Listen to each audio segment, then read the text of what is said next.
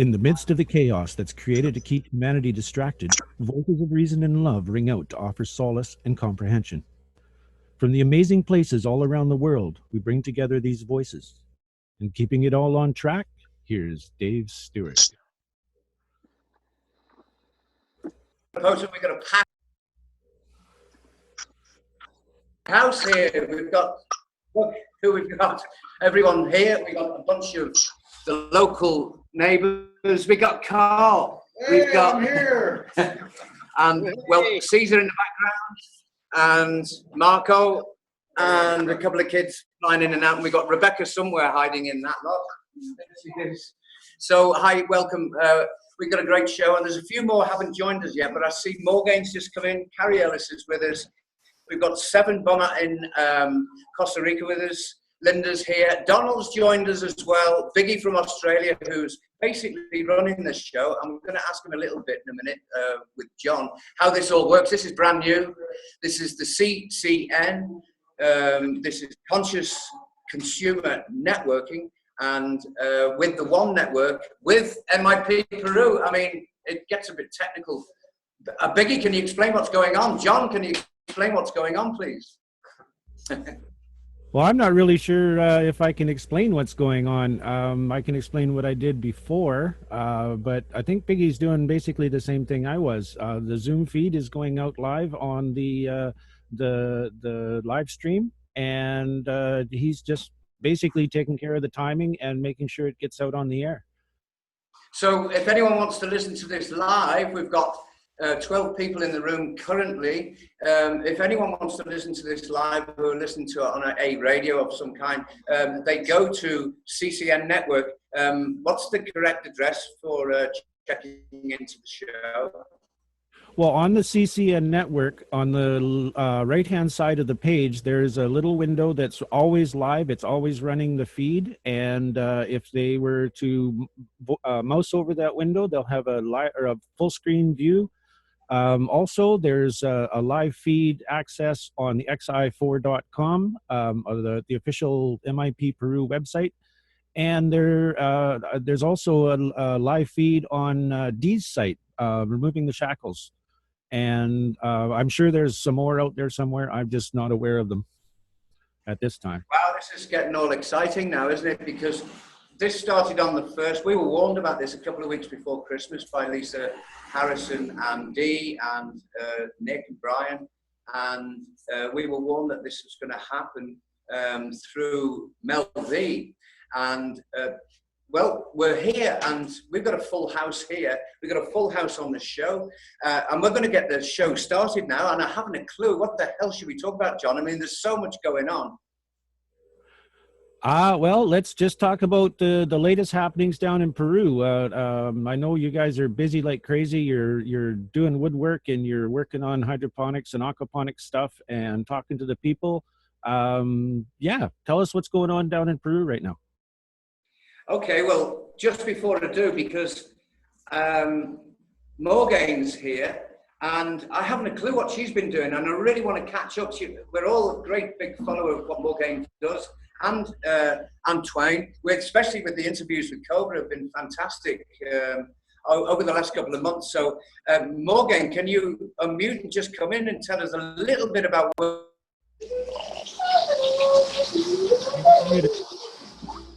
Yes, I'm unmuted now, but I can't hear you speaking. Can you hear me? Yeah, you're coming through just fine, Morgane. Okay, great. I can't hear Dave now, though, but I guess that's because he's muted, right? Sorry, I'm just getting used to the format. Well, Dave's muted right at the moment, yeah. So, yeah, okay. I was wondering what's going on with you? What are you doing lately? What's new? You need this open so you can see me. Hi. So? I'm here. Wow. Full speed ahead. Foot's all the way down on the accelerator. We're in Vancouver, Canada right now. I've been here for several months. I did a trip through France, England, and Ireland in September, and then came back to Vancouver. I'm still doing healing work, which I do remotely. I do photography as my day job still, just to get money to get by. But together as a team with Antoine, we've been doing some pretty intensive grid work. So he's been decoding the grids for different cities, and this is basically about the hijacking of the natural vortex ley lines that the powers that were like to hijack for their own nefarious purposes. We've been going around with groups of people, various quote-unquote light workers, and just reclaiming all of that. So we're working with quite a few people here in Vancouver. We're kind of under the loose banner of the Prepare for Change groups, but we're doing various things. So, but that's how we've been gathering together, is under the Prepare for Change banner, just in order to network and meet people. So we've got a group here in Vancouver that's been going. That's what we've been doing for a couple of months now. We've been reclaiming all of the grid points in Vancouver. Antoine has been busy decoding all of the cities as quickly as possible. He did Long Island and Manhattan at Cobra's request. He's done Denver, and we know what's going on in Denver with the crazy Denver airport situation and all of their previous plans for depopulation and such. So he's busy decoding the grids for the different various urban centers, and it reaches out globally, like things all the way over to Heliopolis, sacred geometry and all of these configurations of where they've placed all of these buildings, right down from city halls to Denver airport to the Royal Hadron Collider in Long Island, matching up with Triumph here in Vancouver, all gridded up to the quote-unquote grid system, that is actually what they call it, through CERN. So we're decoding all of that and reclaiming all the energy. We go out and we've been doing physical work in each location to reclaim the energy. So we're doing physical grid work, and we do it remotely as well. But when we go out as a group doing physical grid work, it's very, very powerful. We went to a place called Queen Elizabeth Park. On the surface, it looks pretty innocuous, but it's named after the Queen. Why is that? Well, we're, supposedly some kind of subordinate colony of England here in Canada. But, if you dig deeper, this is actually it's black magic. It's esoteric hijacking of the natural vortexes that are here. Vancouver is a river delta that goes out into the ocean with mountains on one side. And this Queen Elizabeth Park is a huge rock formation in the middle of the city that is anomalous to the rest of what's going on here. So it's quite an unusual geographic vortex. And so we went there and did some physical grid work. We renamed it Isis Park. There's so many deep tendrils as to what I could talk about this grid work. But as soon as we did that grid work on Queen Elizabeth Park, for instance, the new mayor of Victoria, which is our capital city here in Vancouver, refused to pledge allegiance to the Queen the very same day that we did the grid work. She refused to pledge allegiance to the Queen, and instead she pledged her allegiance to the First Nations of this region and the people of the area. So our grid work is very, very powerful, and people are not quite understanding the power that they have when they get up off their butts, take a stand, and go out and actually do. The cabal gets up every morning and does ritual magic. If we get up every morning and do our own and start cleaning up and taking back the hijacked energy, we have tremendous power, tremendous power. Another thing is there was a Keystone pipeline that was trying to, they're trying to just bully their way through here. And we went and did grid work. And the very same day that we did some grid work, they backed down. And this is also in conjunction with some of the work that Kevin Annette was doing. I know there's a lot of controversy about him right now, but I think the work that he's trying to accomplish is very honorable.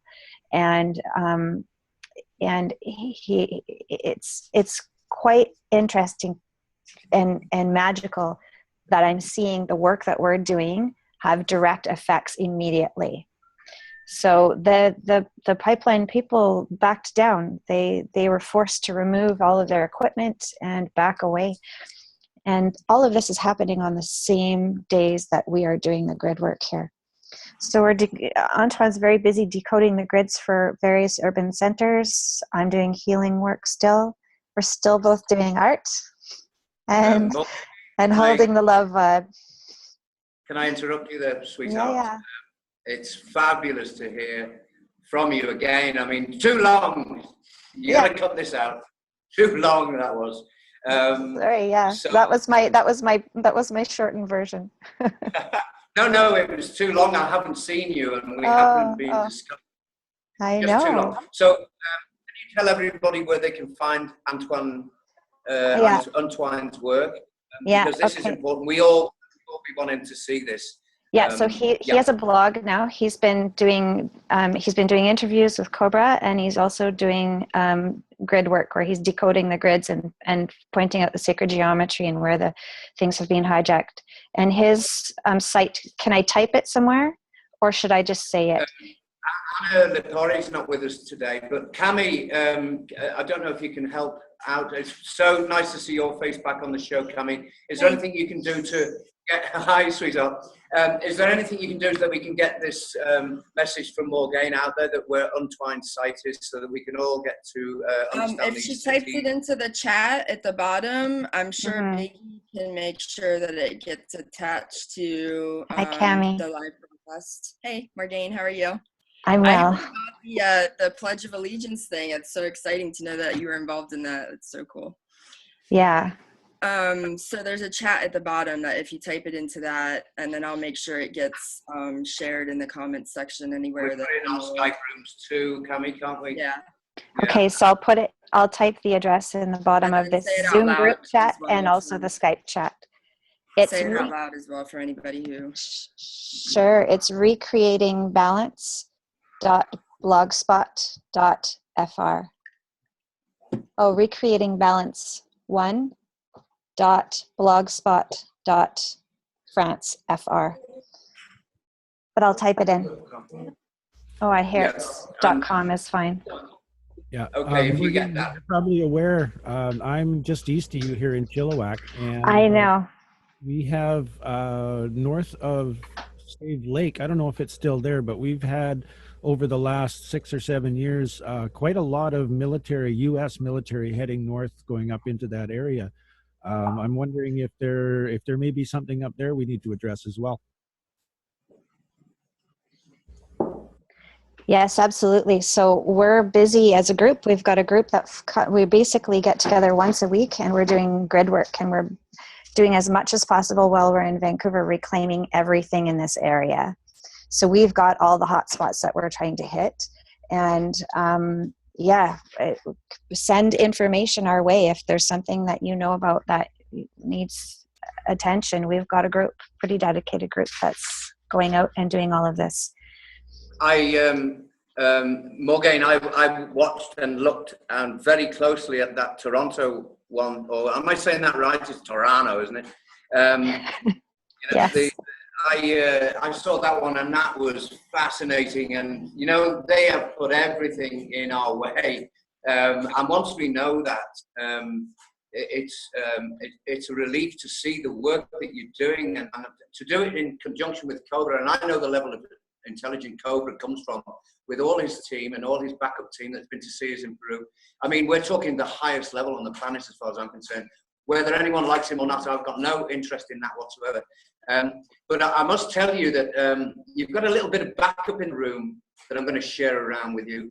And before I introduce one of those people, there's a couple of people here today with us, and they've got a 501c3, and we've been talking to Cobra and Akmal about 501c3, and we're going to move into that in the second half of the show.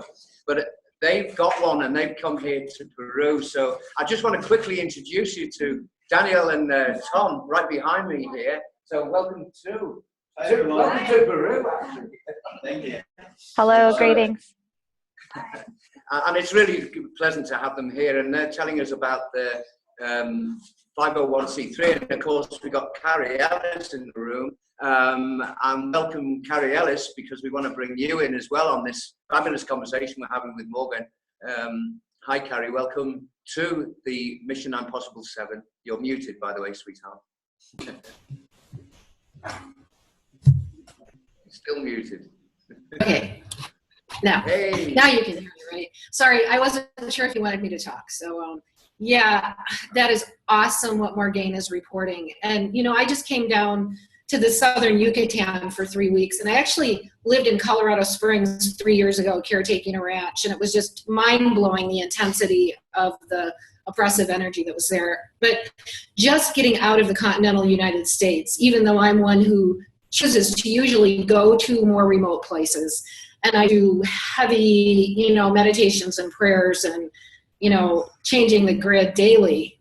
When I got down here, and I know this is what you guys feel in Peru, it's just like the layers started coming off of my brain that had been just oppressing. And I was surprised to the level of the depth of just being able to get true rest, get back into lucid dreaming, just these really intense layers. And I just, one of the visions that has really come to me during the time I've been here is how critically important it is that we are blending our modern understandings, you know, the valuable technologies that we do have and the new ones that we're creating, and blending it with the wisdom and the peacefulness of the simple cultures, because bringing those two things together is the only way into the future. And I just am more, you know, and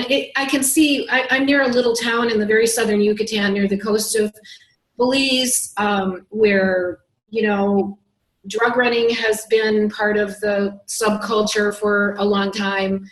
You know, the entire kind of a similar scenario to what you have there.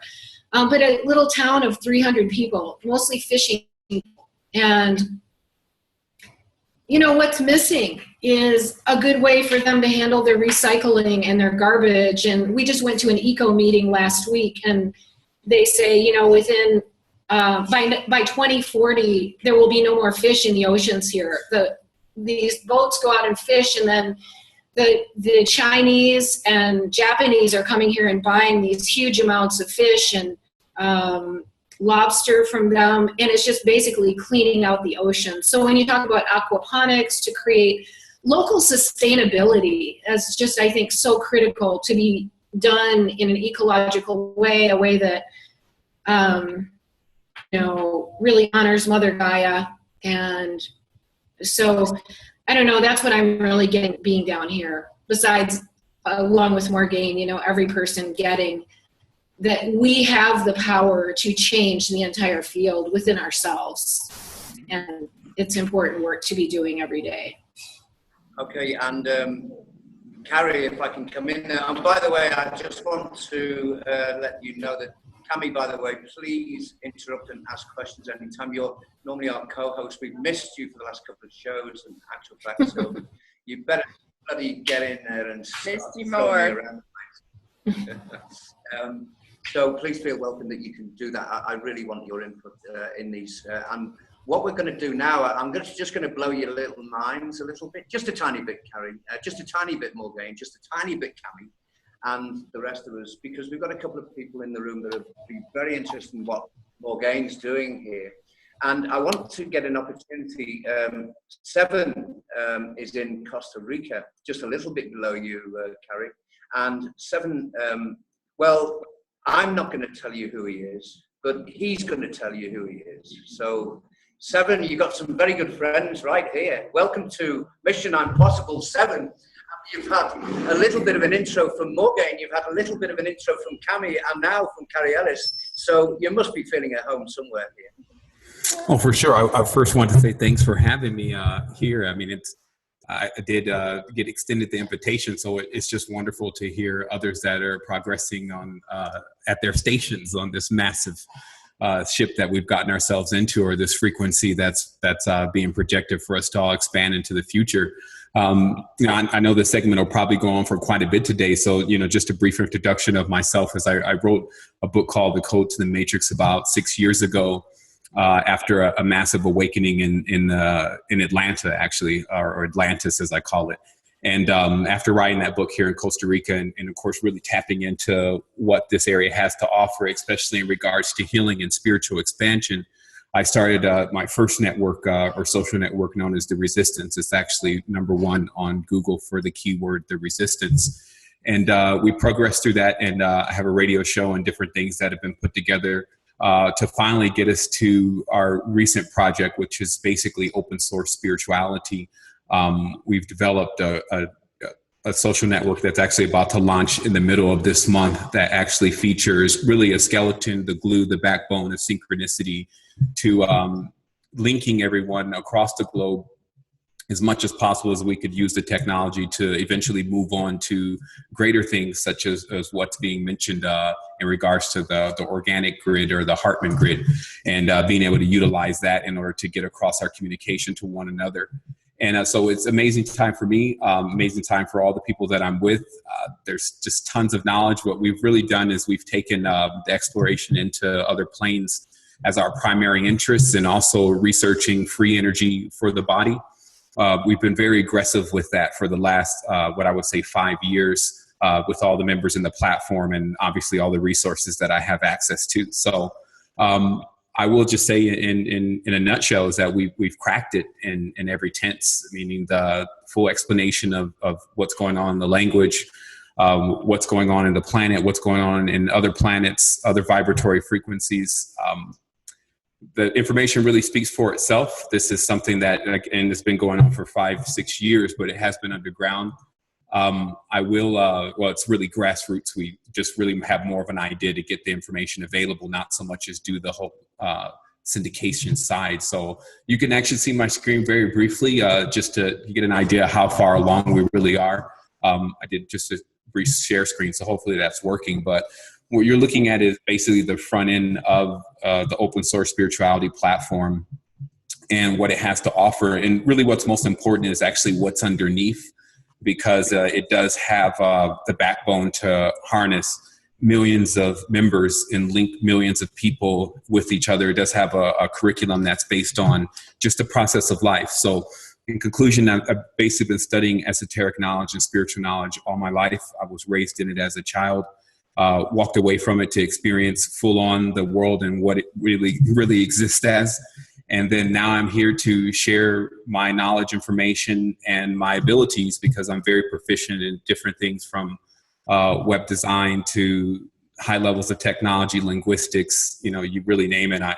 I'm really a savant. So I'm really good at a few things, not everything, but in that I have a tendency to excel and also make myself available to teach people the knowledge that I've gained as I progress through this dimension and into others. So that's a brief introduction of who I am and a little bit about what I'm about. That's great. Thanks, Seven. I mean, we had a great conversation the other day, and I'm sure Morgane is going to be very interested in that. And I'm sure you're going to be interested in what Morgane and the website that she was showing. And in fact, Morgane, if you come back in, you saw there that Seven made use of this pretty interesting software we've got on Zoom Room, where you can actually show your site, and you go to the top and you can share screen.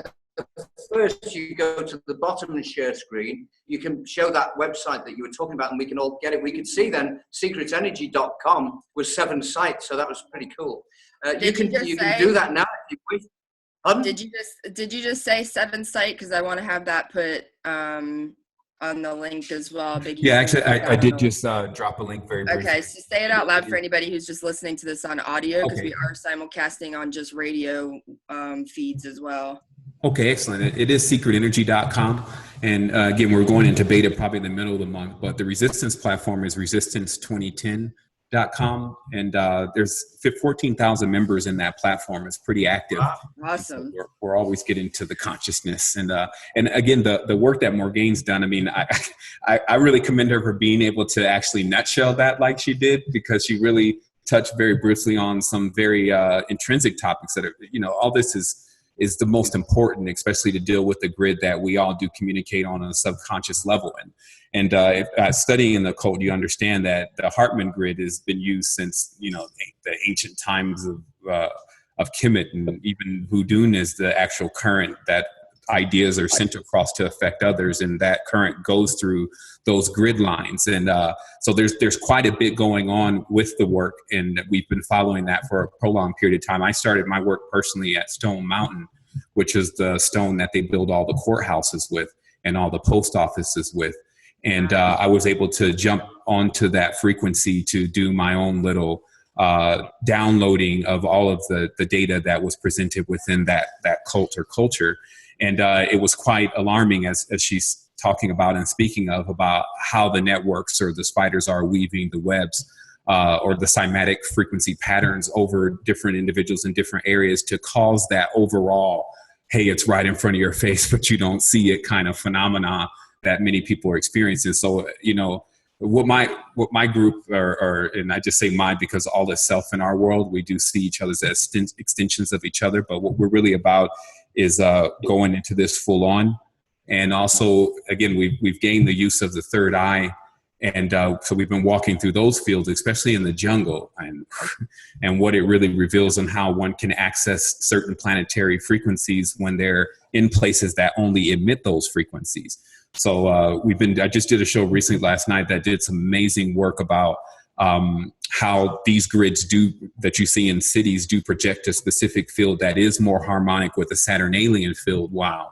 When you do go deep into the jungle, and especially around waterfalls and different areas that have been constantly penetrated with a specific frequency, once you do activate the chakra center, then you literally are standing in a door into, in the jungle's case, Venus. So we find this to be highly unexplored territory. It does, of course, come with the energetic potential. It's not like you're just in a regular body and then you're seeing this. You're also feeling, more than anything, all the energetic potential of being connected to another much more stronger frequency. So I see us all coming together, and it's amazing. So again, just saying thanks for having me on, so I can just be here today to absorb what I have to absorb as not only a teacher, but in every tense a student.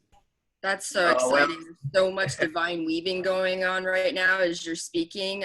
We're going to be interviewing Seven later this week on Expanding You. And Morgane, if you can make that show, I know India would love to have you guys both on, since you're so interconnected. And I mean, you and India obviously are good friends. So the whole spider weaving concept that you've been talking about, Carrie and I have been re-hijacking that concept for the way showers. We're the new spider weavers. So. Oh, for sure. I mean, all the ancient mothers knit.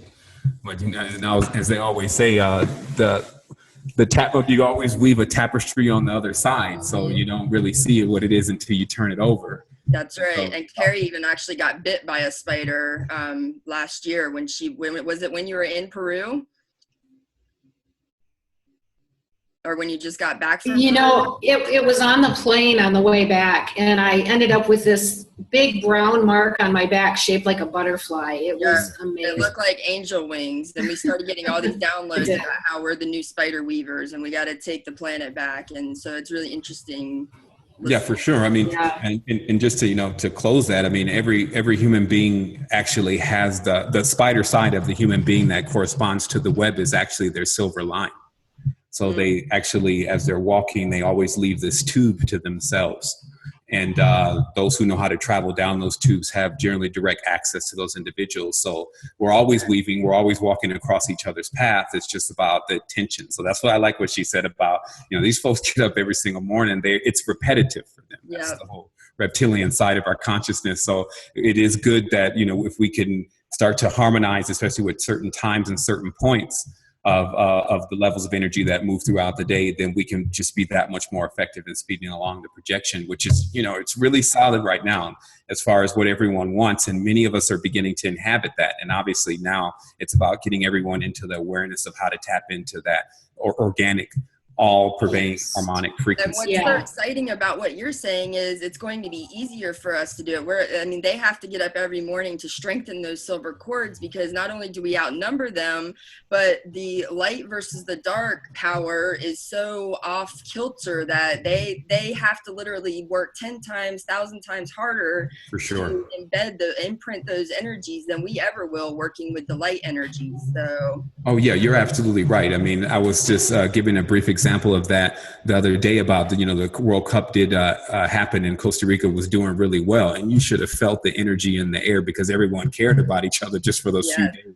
But to get a quick ratio of what kind of numbers we're talking about, it only took 11 men to do that. Yes. And so this is a few million people. So with those kind of ratios, you can kind of get an idea, especially since obviously with the soccer ball being a Buckminster Fullering and all the different geometry that's tied into that, it reveals in itself what is the equation for how many people it does take that or really have that strong will. It doesn't take many of us to wake up to flip the whole David and Goliath scenario upside down. For sure. I always say big ship, small rudder. Yeah. And I love what you're doing. And with 21st Century Superhuman, we're teaching basically the same thing. Our thoughts create our reality, daily meditation, daily awareness of removing anything from our conscious and unconscious container that is not of love, and realigning ourselves with love, compassion, and gratitude, and creating from that place. We are watching amazing things just come into being on a daily basis. And that's our teaching everywhere as well. Beautiful. Beautiful. And I've got a question for you, Seven, but I'm going to aim it across the room here. Deanna and Tom, how did you meet Seven? I hope you can hear them, by the way. Just do a sound test. You might have to come in a little closer. Let us get a look at you. Yeah, me personally, I about 3 or 4 years ago now, I decided to remove myself from the general everyday matrix and retreat up into the mountains in Northern California and do some meditation. And I was cruising the internet looking for some information on getting myself a little bit more enlightened, and I happened to stumble on one of Seven's talks, and it hit me so profoundly that day that I listened to it that for the next 6 months or so I proceeded to listen to every single talk that he had recorded. I became a member on the Resistance, contacted him directly about wanting to help him in whatever way I could. We talked over the course of the next few months, year or so, until I ended up winning sort of a competition, making some video that he had hosted on Resistance. And by winning that competition, I ended up going down to Costa Rica to work with him directly. So you've been down to be with Seven?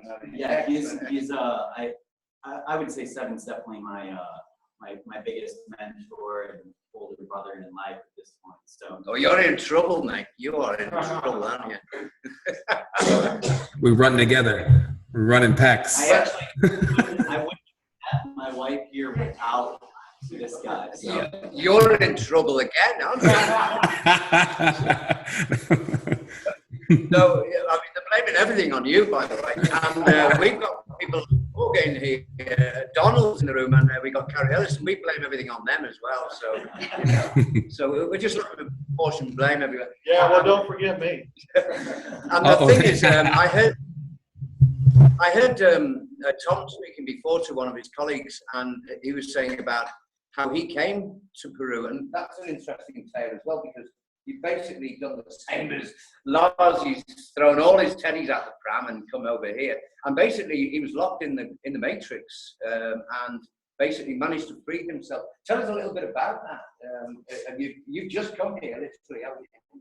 Well, this is the second time I've been here. Right.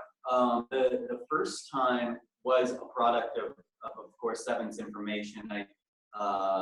I proceeded to guide myself with his info through a pretty vivid Kundalini awakening when I was in California. That led me to some pretty intense experiences talking to different etheric energies, stars, and nature and such. And what that did is lead me to come down to Peru during 2012, that whole mess of things that was going on in this planet. And I lived down here for about 7 months, right at the end of which I came to Tarapoto and met another good brother of mine named Taj. We did some brainstorming on wanting to develop a community down here, being Peru. So rich with vibrancy. It's like a womb. It's like its own portal, isn't it? You know, it really is. We do believe we've created the portal. And Morgan, for your information, Akmal, he's literally confirmed with the Cobra that we've created the vortex here, which is extremely interesting news for you, because we only have the good people coming through here. And right behind me, of course, we've got, come over here, you. And we've got Marco, who's brought them over to us. Hey, Marco. Yeah, and we're absolutely delighted. And you see, this is what's happening. We're all going to end up working together, every one of us. And I want to go in the second half. I want to talk to Rebecca about this lineup of children that we've got here, who've just stolen the front of MIP headquarters and painted it for us without supervision. And if you go to xi4.com, you will see what they've done, and without supervision. These are 8 years old, 7 years old, 5 years old, and they're fantastic people. And they are well awake. They know what's going on. I warn the parents, by the way. We warn them and say, they know more than you know, and because they bloody well do. So Morgan, come back, please, because to pitch you and Carrie and Cami with 7 is really, it's a treat for me to hear this beautiful conversation going on, this warmth, you know. Unmute yourself, Morgan, please. You've been too quiet too long right now. I'm here. I'm still here. It's very nice to see all your beautiful faces there, and all of the children lined up in the back. It's very lovely. I did look at the artwork that they made. It's quite wonderful. Yeah, pretty good. And Rebecca seems to be like a magnet for them here. Starting English with them right here. There's a few things, if you can pass this around, we could do with a couple of donations in. We want some tables and chairs for these children. They're starting on Wednesday. And this is only amounts a couple of hundred souls. We're not asking for a lot.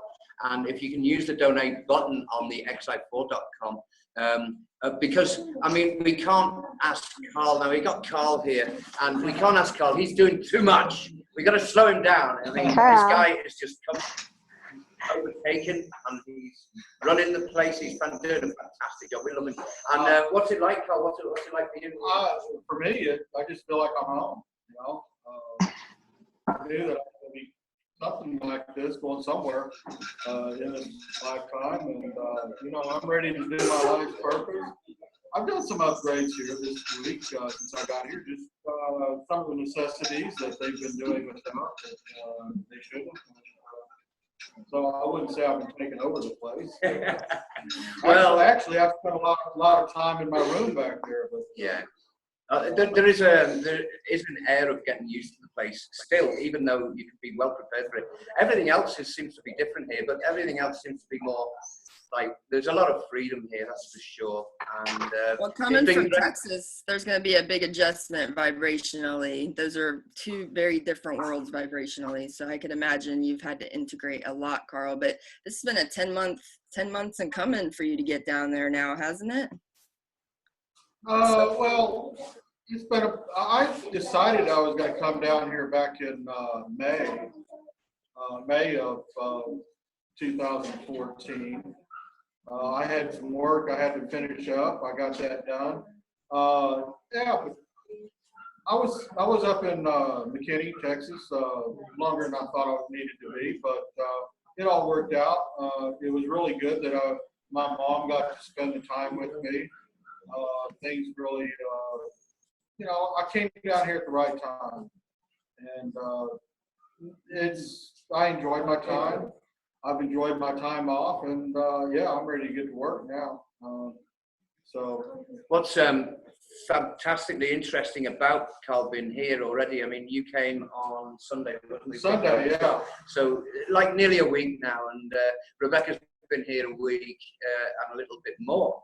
And what we get is, and I want to welcome Enrique to the show. He's in Lamas, which is 20 kilometers to the, well, actual fact, Enrique, if you unmute yourself. Hi there, yes. Hi, Enrique. We're looking at you right now, right outside the window. And we can see you. So, I didn't got that. Sorry. Something about out the window. Yeah, we've got some big background noise in your house there. Have you got somebody leaping around? Probably your kid, and I don't want to close your kid off, but you've got background noise. Can you hear us now? Still now or right now? No. Can you hear us now? Yeah, just give me 1 second. Ivy, habla afuera, por favor. Putting that out. Okay. Yes, here we are. Okay. Sorry about that. What's up? That's a bit better. That's much better. Thank you. Yeah, I mean, one of the great things that we did yesterday was pitch you, Enrique, with Carl, and we've got a few more pitches to line up with for changing some of the free energy items. Now, you heard Seven before mention free energy. Well, we're big on free energy in MIP Global, MIP Peru. Wherever you are in the world, we're all big on free energy. And there was a couple of things that you mentioned, Enrique, yesterday that I would just like you to toss out there and tell you that we're working on them. But can you remember the conversation before we talked to Carl, what those things were about? Yeah, we were talking about transferring the gas engines into the hydrolysis, or even better, you mentioned gas vaporization, giving 5 times the mileage that the actual system is giving.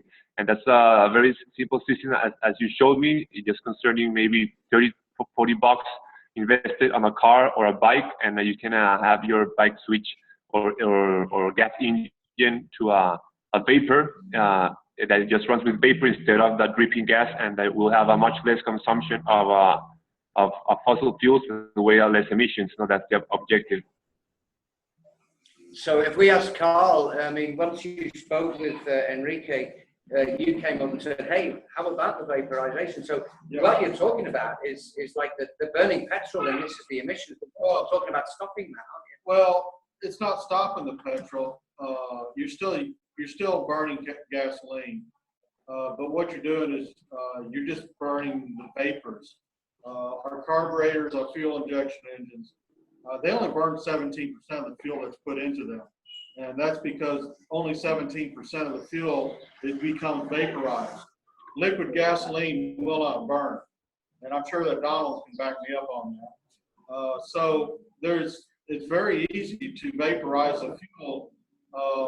Especially with a motorcycle. With a motorcycle, you've got that gas tank right there where you can, with just literally a couple of tubes and burn it and drilling a couple of holes in the gas tank and rerouting the intake just a little bit, you can really literally have a fuel vaporization system right there on the bike, on the motorcycle, or these motor taxis. With a car, it's a lot more difficult because you don't have the room underneath the engine, and it's unless you've got a pickup truck that's got room underneath there to where you can put a tank there, it's really hard to do. With a motorcycle, you've got your gas tank right there, and you can modify the tank and be able to do this, and it'll increase your fuel mileage 5 times. What I was interested in, Carl, was that you said when you went over to Enrique's bike, you actually said that you'd probably be able to do this in a stealth way that nobody would even know that you've done it. So you could do hundreds and hundreds of bikes and get it done, and they wouldn't even know it's happening, and you'd get 6 times, 5 times more travel out of your gallon, your litre of fuel. It sounds really exciting. John, Carl, what's it sound like to you? Is it possible at all?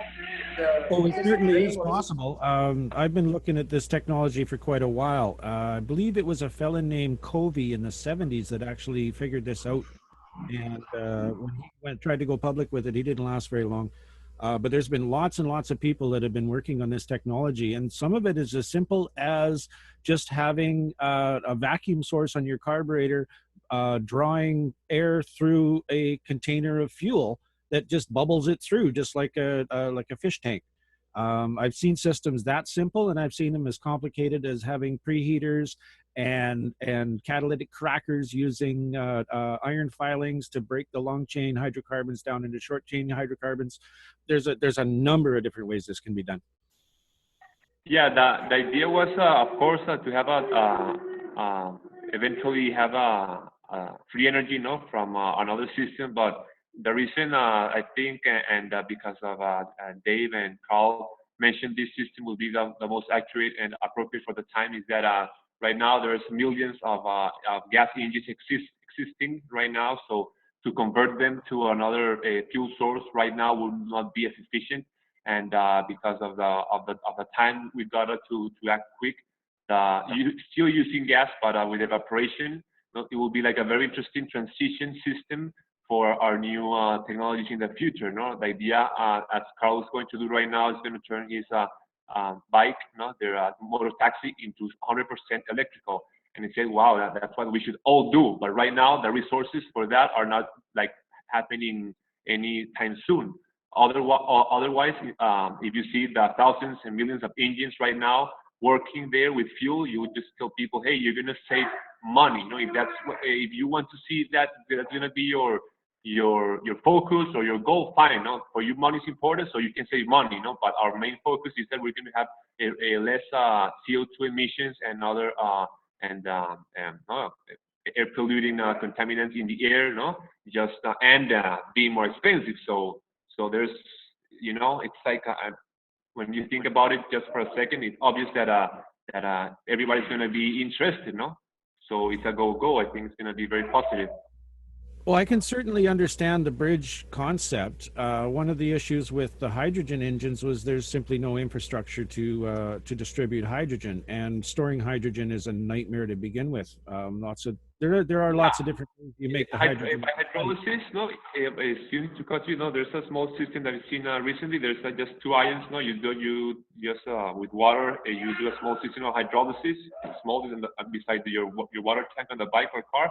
And you get oxygen and hydrogen, and they're in vapor, and they will spark quicker. I think Carl has a bit more of knowledge into this matter, and he could explain a bit deeper, even though it's not as simple as just vaporizing the gas.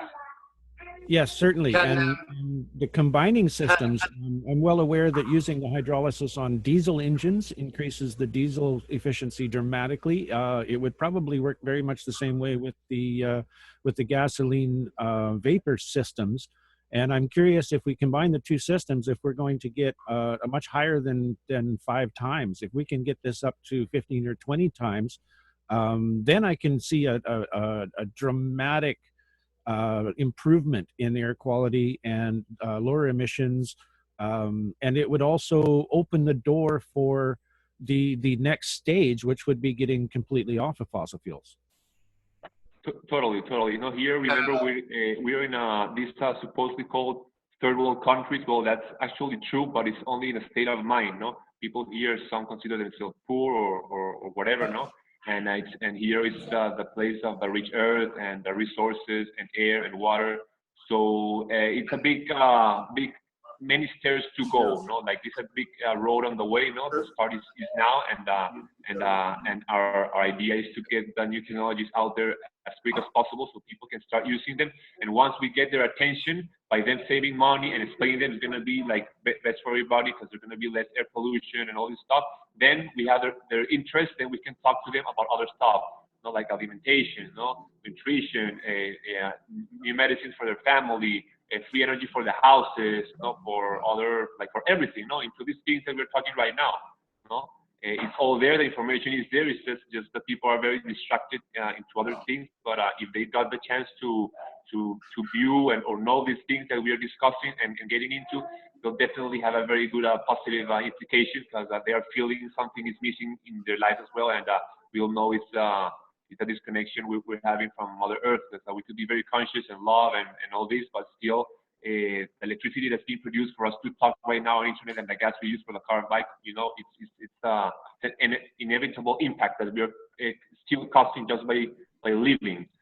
At least the first step is to be conscious about it, because you cannot change a problem if you don't realize there is one.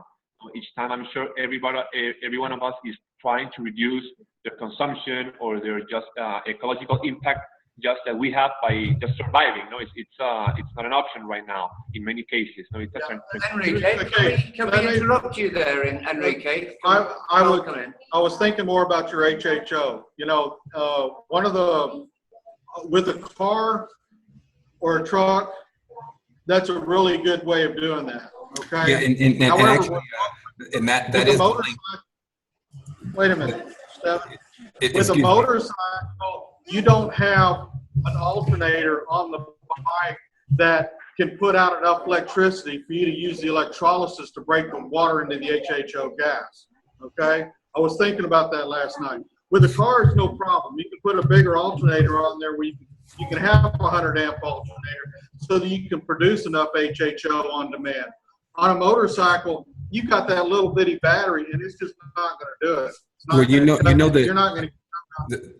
The most, just to chime in just a little bit here, because this is more of home. What I did send is a link so that everyone that's interested in this topic could take a look at in regards to the next breach in this technology. And for anyone who's following this may follow High Fusion already, because they do have already equipment that is already operational. And basically it just boiled down to this, that companies in Europe, Germany, and all these countries are tapping more into this than the United States. So it's not that people are not tapping into this, because mainly the truck drivers, as you see, this guy, he was telling me, because I had a lot of personal conversations with him, that this is an untapped industry.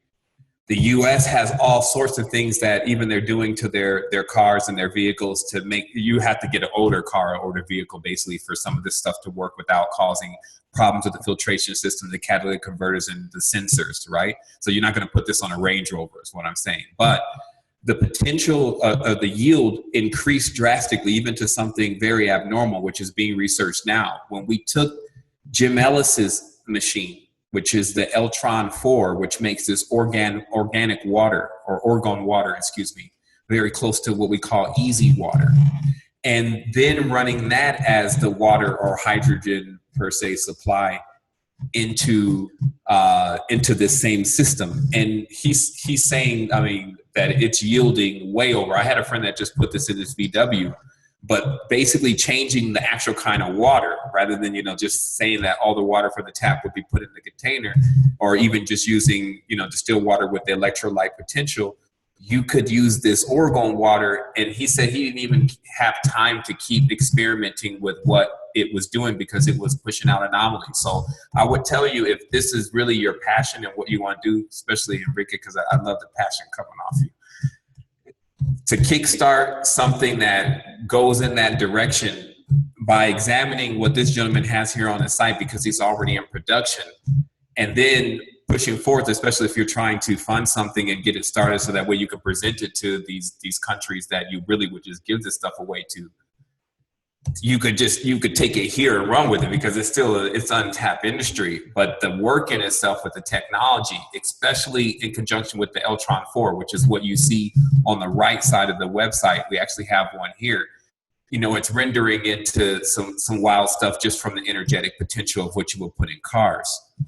The next stage of this is what we've been doing is we've been taking these elements and then basically creating what they are as like perfect bodies. We're taking the symmetrics of crystals and mating them and then drawing them together. It's the same thing that's going on in our bodies, the masculine feminine principle, then bringing them both together. Boom, baby spits out. You got cold fusion. Now you have time travel. You have all of where that lives. So in the sense, when you create something like a rhombus and then you put it into organic tree sap as the orgone, when it starts to squeeze onto the crystal potential that you have encased, it starts to give off about 1.52 millivolts. And it turns out that the human body only needs about that much, just like a cell phone in a certain sense charging overnight, to really actually charge overnight and restore the energetic potential back to the human body to reverse the process of, all of what is acting against it. So, this kind of connects, because it's also just, a guy sat down with me as we're doing some biodiesel stuff in Costa Rica by taking, the old processed chicken grease and all these kind of things and turning it into a fuel. But what we were really, really reaching into with all of this is just seeing how it's the same stuff that we're putting in our cars that is so close to the energetic potential of what we put in our body. It should already let us know that the two industries in a sense will work the same if you could do the as above, so below conversion. Because then once we tap into free energy for the body, all this is stuff going to fry anyway. All these thousands of dollars worth of computer equipment that I got over here is gone because it's all electronic. I believe personally magnetics is really the key rather than continuously going with combustion, because the sound of combustion is destroying nature. Like we've watched, and just you build one road and it's not just the emissions, it's actually the sounds that break up nature's vibration. So I believe that to push forward into something like what we call HHO motor that powered something highly magnetic, you would have a small cell. You know, this work, there's another lady here in Costa Rica, you just got to link with me, but they put 4 or 5 million into this. She really had the potential to build a Joe cell and to power a whole community with this cell. And this lady's already a multimillionaire. So it's just the whole act of getting it done. And I got some people that are linked into that project also, and constantly feeding data back to how they're progressing in their what would be perceived as fringe, but we're making a lot of progress. And the last thing that I'll say is I just recently did a video about Mega Hydrate, because we put Mega Hydrate under all of the equipment that we have, and we tested it. And this is, of course, Pat Flanagan's work. And I've been studying water for 6 years, and I got all types of machines here, but never could we push the ORP, which is the energetic potential of the water, down into the numbers that we just recently been able to push it into. So all I'm suggesting is that we look at water really as a fuel, because what it also does is when I drink that water, if I send that water to somebody else, I can tap into the grid immediately. So I think that water is the key potential. Obviously light goes next, but some, jump people to light workers, they need to become breath workers even before that. But the reality is that the water is going to be one of the major keys of how we can actually really touch people, because the water is, of course, a crystal. And this is how you would ground, in a certain sense, the whole idea of what the organic grid is really capable of doing. And this just— Can I ask a quick question? Appears in nature, sure.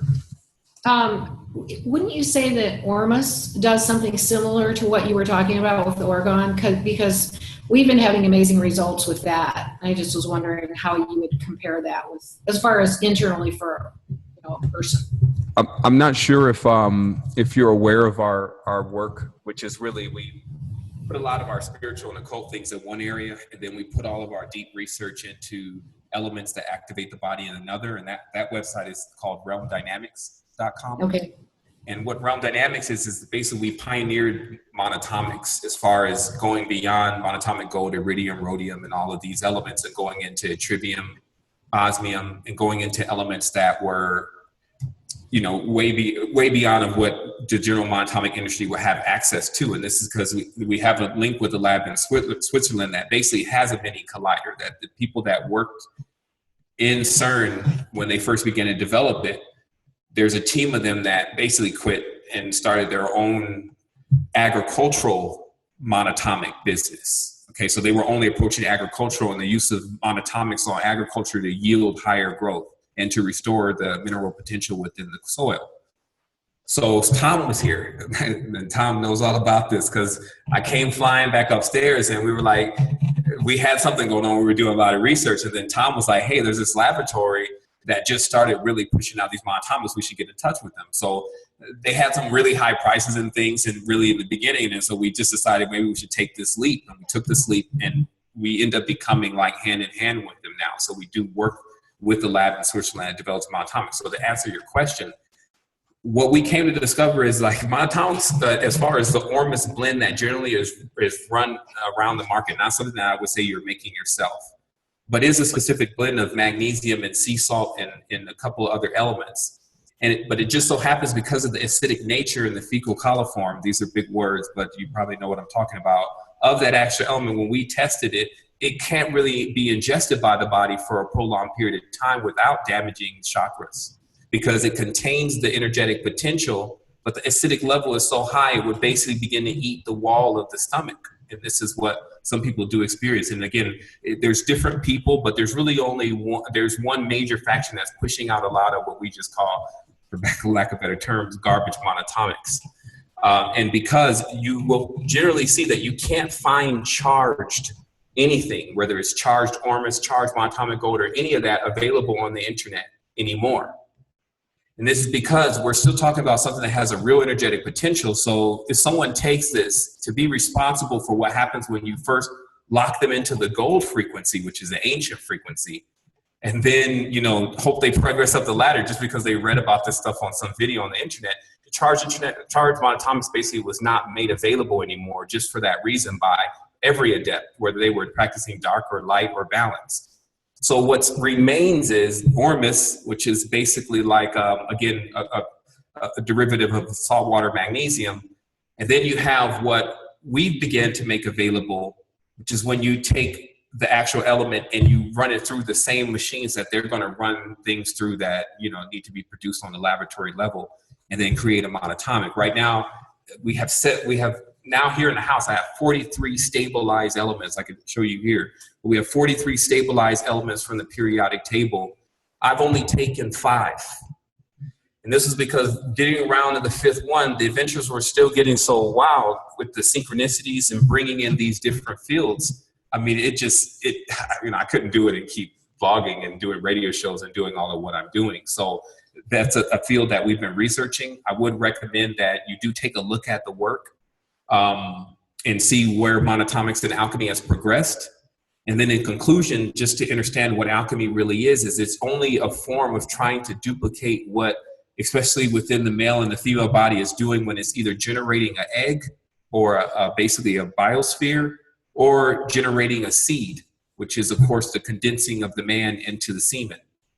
So all of alchemy, especially ancient alchemy, is the containers, and they would even be built the same as how they're put in the body, so that they can basically do an artificial process of running an element through the body to distill what is the real monatomic, or its form, to be ingested. So can we come in just a moment, please? We are going to be bringing Donald in, and we could even bring Darko in here because of his cellular work on the body, but just right now we're not going to do that. We're going to introduce Donald to the show. But just before you do, before we go to Donald, Carl would like to say something. Yeah. Well, you know, I just was wanting to respond back to Enrique as to what we were talking about yesterday. And we're really wanting to do something that we can do now cheaply, and that the people in Peru can do to help make their lives a lot better immediately. And vaporizing the fuel is something where we can get them to where we cut their fuel costs by their fuel will run 5 times farther than what it does right now. We have people that are running these motorcycles, these moto taxis.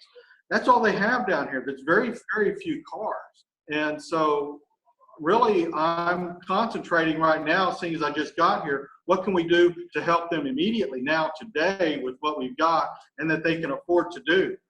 So that's why I was coming up with I just thought about the gas vaporization that we can do on these motorcycles real easy. Yeah. I mean, our friends have to remember here gas is actually more expensive than gas in the States. Here it's around almost $5 for a gallon. $5 US, 1 gallon. So that's a lot of money. In the States, I think it's 3 something, no? 2 weeks ago, it was almost 7. It just recently dropped. And this is the lowest, like 4 years from now. Yeah. Well, this is a good time to bring in Donald here. Donald, please unmute yourself. Come in and, Donald, can you hear me? Can you unmute yourself, please? And let's introduce you to Mission Impossible 7. And we're talking about all kinds of forms of fuel. Now, do you know anything about fuel, Donald? Yes. Yeah. I know of the HHO system they use to improve the miles per gallon on cars. And having worked on cars for many years and been involved with work for GM, in fact, Chevy and Cadillac, I was a service manager in Oman for 5 years. So the whole thing is interesting to me, and I've always thought to myself that using burning fuel is not a particularly useful way to power a vehicle. I'm very much interested in the electrical power for cars. Now, the Tesla car that was originally built, the information on that is of great interest to me. And I got some of the information now about it, about making the coils that you put under the car. Once the car moves, it carries on running. And you're running on basically the frequency of the planet itself. And it does work. Some people have proved the technology now.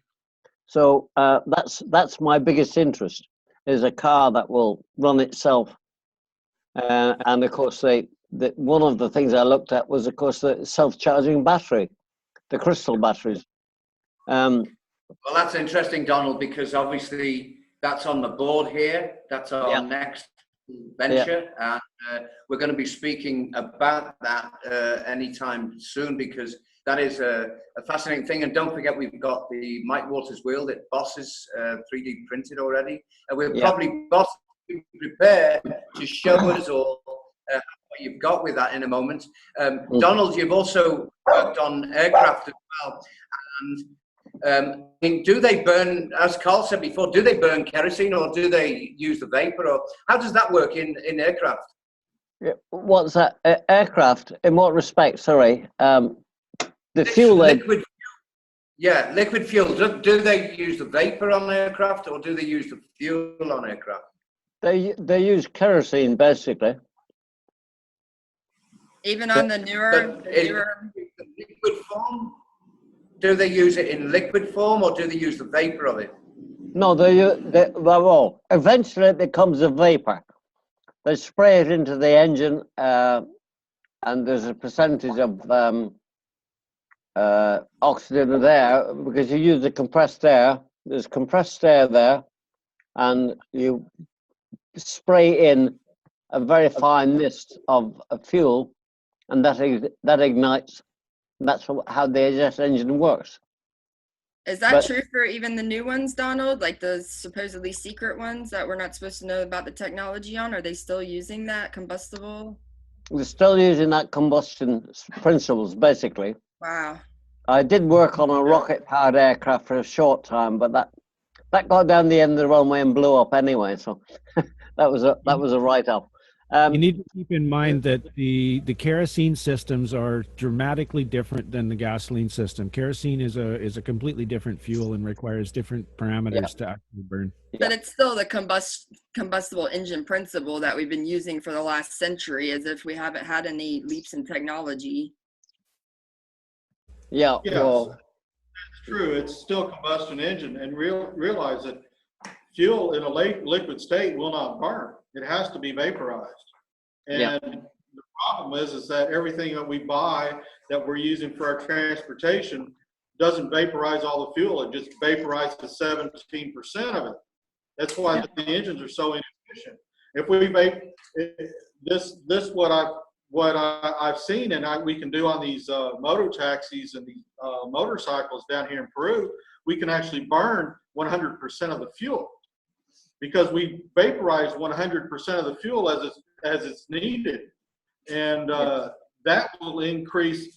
Just that in itself will increase the fuel mileage 5 times. But also, will it also give us less emissions from using gasoline? Well, it will, because you'll have complete burn. What you're going to have coming out of there is you're going to have more carbon dioxide and water coming out as an exhaust, instead of having carbon monoxide, water vapors, and unburned fuels that are coming out of the tailpipe. Now, you saw Enrique's bike yesterday. Yeah. Does that mean you think that you've got a quick fix on that? Yes, I could. How much do you think that's going to cost, say? Here in Peru, probably 20 or 30 sols, which would be $10 or $15. Enrique, put your Yeah. money where your mouth is. You can put your bike round here, and we're going to have a little go at this for Yeah, you. what I was wondering was how can we set the proper adjustment for the throttle when we accelerate in the proper combination comes in. There won't be any adjustments with that at all, because the fuel vapor just go through the same carburetor. It'll be something that we can do, and we can probably do within a couple hours. Yeah, definitely. I was going to mention you that as you're going to switch your motor taxi to electric, just before doing that, that could be the first vehicle to test, and then we can pass from there on. What do you think? The motor taxi that we have is going to become electric. That's I'm not going to try to vaporize the fuel on that. No, I'm going to get that to where it's completely electric. Yeah, sure, that's but the modification. what do you think it would be smart to test it there, the system? Because if you're going to take that engine gas out and everything, just to test the system itself, I don't know, because you're going to still change it to electrical. So just before you do it, we can experiment the first time with that bike. This could be done on a static system as well. This could be done on a static system as well. So when Carl takes the motor out of that motor taxi, he can set it on a stand and set the vaporization system up for that. Use that motor, hook it up to a generator, and use it to generate power in a static system. Yeah, sure. Right, but it's a static system. You don't really get a load on it. Okay. If you run a generator, Carl, you will get a load on that system. Well, yeah, if you hook it up to a generator, sure. Sure, if I hook it up to a generator, yeah. But we're talking about Enrique who wants to, he really wants to be able to have a larger motorcycle. And what I'm saying is that let's use the one that he's got right now and convert that over so it vaporizes the fuel and use that as the test fuel. Yeah. Because we can do that in one afternoon. That's interesting. What Enrique, I mean, would you consider doing that? And what we'll do is, Carl did say, I think either when you were here yesterday or after you'd gone, that we can use that engine we can repurpose that other engine. So the fact is that we wanted to convert the motor taxi over to electric is for two reasons, if not three. Certainly the noise is going to be vastly reduced, and secondly, it's nearly a free energy. It's not quite a free energy vehicle, but certainly your emissions that come out are going to be clean. And so there's several reasons now why we want to convert the motor taxi. Plus, we want to add our Mike Waters wheel, which Boss has got a 3D printer rendering of John's 3D drawing, and we want to add that to the front of the car, because when the car is actually moving and we've got batteries to charge up, the actual action of spinning the spiral Michael Waters turbine, which is a very easily, well, Boss will tell you different, it's a very hard 3D print at the moment, but he's going to crack it anytime soon. So we want to add that to the car, and while you're moving your car by electric, you are then charging your batteries just by going down the road. So there's plenty of reasons why we are going to go ahead with the electrification of the motor taxi, and then we're going to show it to the mechanics around here. So the question to you, I even talked to my friend that has a truck, so we can test it on his truck as well. So yes, I can put the truck on the bike. Yes, we will be doing it. He's a very a respected person, and once his truck can be shown as an example too, I think he could reach high levels in the area, so it could be done broadly. Oh, that's great, because I mean, as Carl said before, it's very, very important that while he's here now, that we work in the now, and what we see outside this door is these things passing us. You can hear one going past right now, and you know, this is real change right now. The change is now, and the change is in front of us, and this is where people start recognizing, hey, these guys have got a point here. This Repsol company that pays all the money out of Peru, everything gets stolen out of Peru, goes to the King of Spain. Pepsi, Nestle, or Coca-Cola, it all leaves Peru. That's why they're poor. So this is a real good way to show people, no, you can do this yourself. And therefore, it would be great if you can come up with something and let Carl have his way. And you learn how to do it as well. We learn together so that we all know how to do this. Do you think that's a good idea, Enrique? Yes, that's definitely. Yes, definitely. Let's arrange this for February. As you know, I need to be doing some stuff on Jan, but let's definitely set this up. This week I'll visit you with the truck, so you guys can give it a look, and we can start doing the parts to adjust it to have it running on the fumes as well on the vapor. Okay, well, what I'm going to do is I'm just going to throw this right at Donald again, because of the experience that Donald's got. Maybe, Donald, if your manner of thinking is towards the electric engine, then maybe we're singing your hymn sheet here.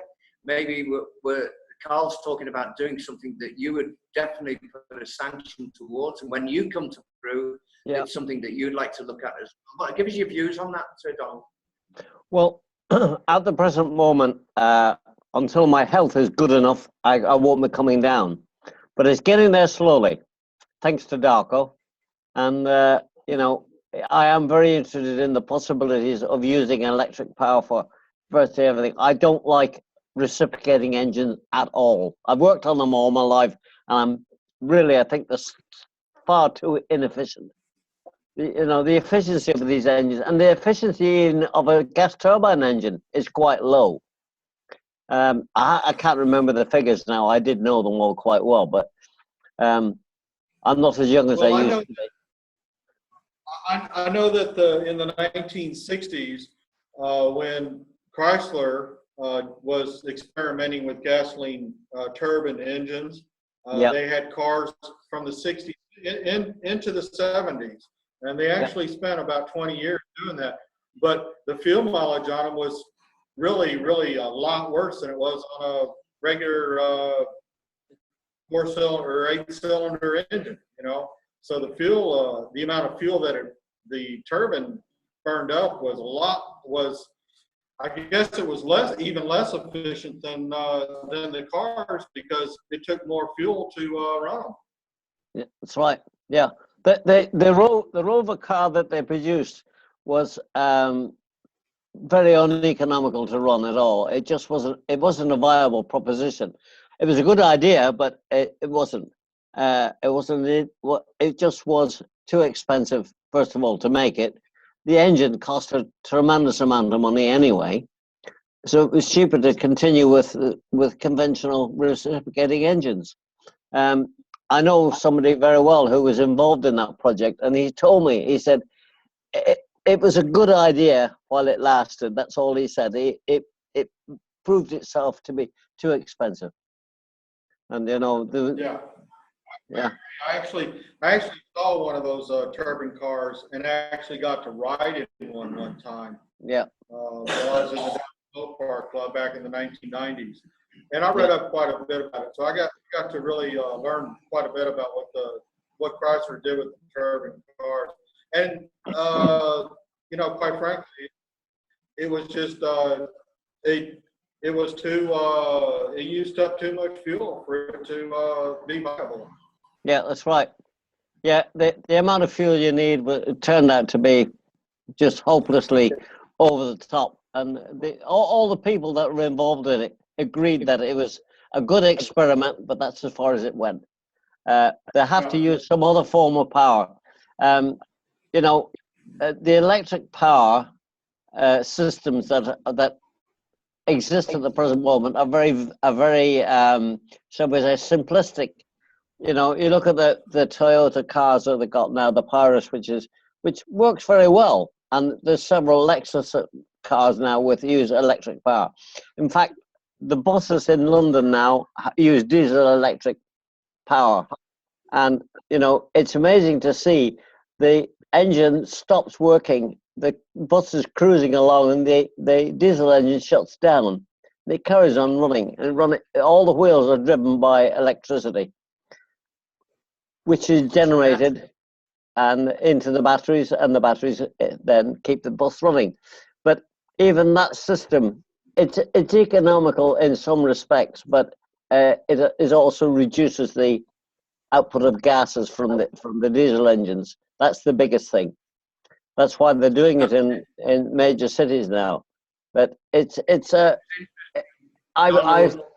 yeah.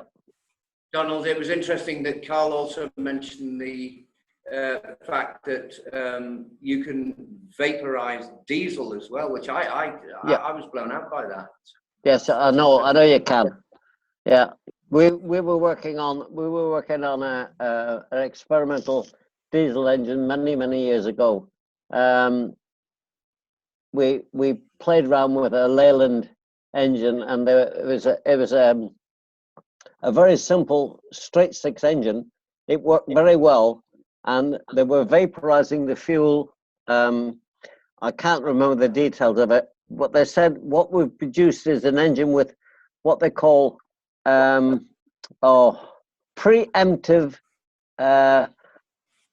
I can't remember what the name was. They had a very fancy name for it. I know that. Basically, it was a preemptive vaporization of the fuel, and that was back in the 60s that was going on. They were experimenting with it on the bus for about 2 years. They were playing around with it.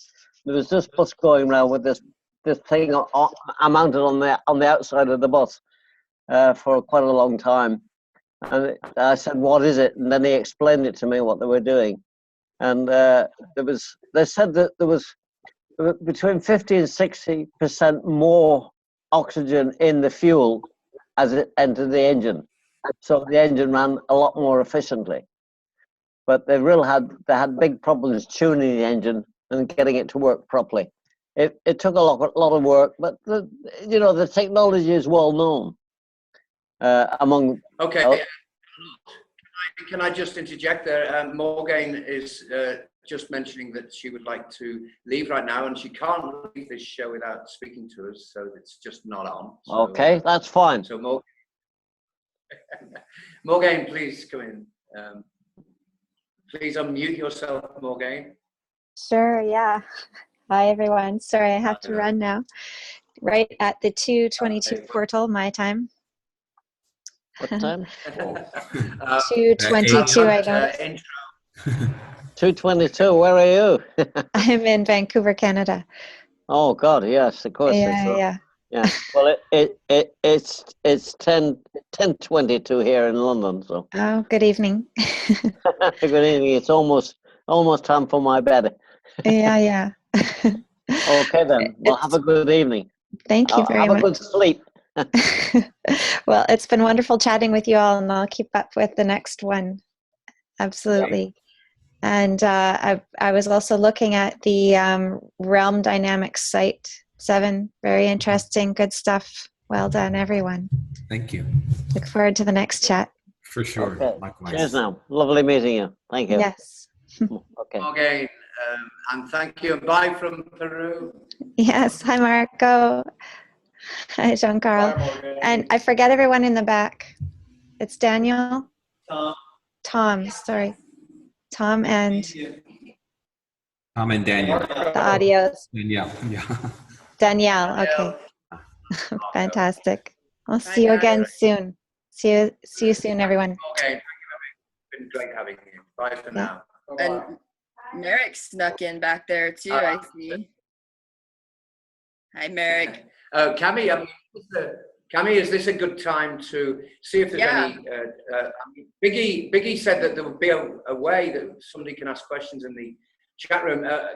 Is there any way you can get hold of that, or is there any? I can try, but while we're taking a little pause, I need to announce that the Conscious Consumer Network has decided to provide you with it was 200 or 250, I think it was, for the children, and they want to challenge anybody who's listening to contribute as well, because as we know, the kids are just as important to the future as anything we're doing, and giving them a space to learn from is, it's extremely important. So okay, so that they're donating 200 euros, which is way more in dollars. I'm not even going to try to calculate that, and soles.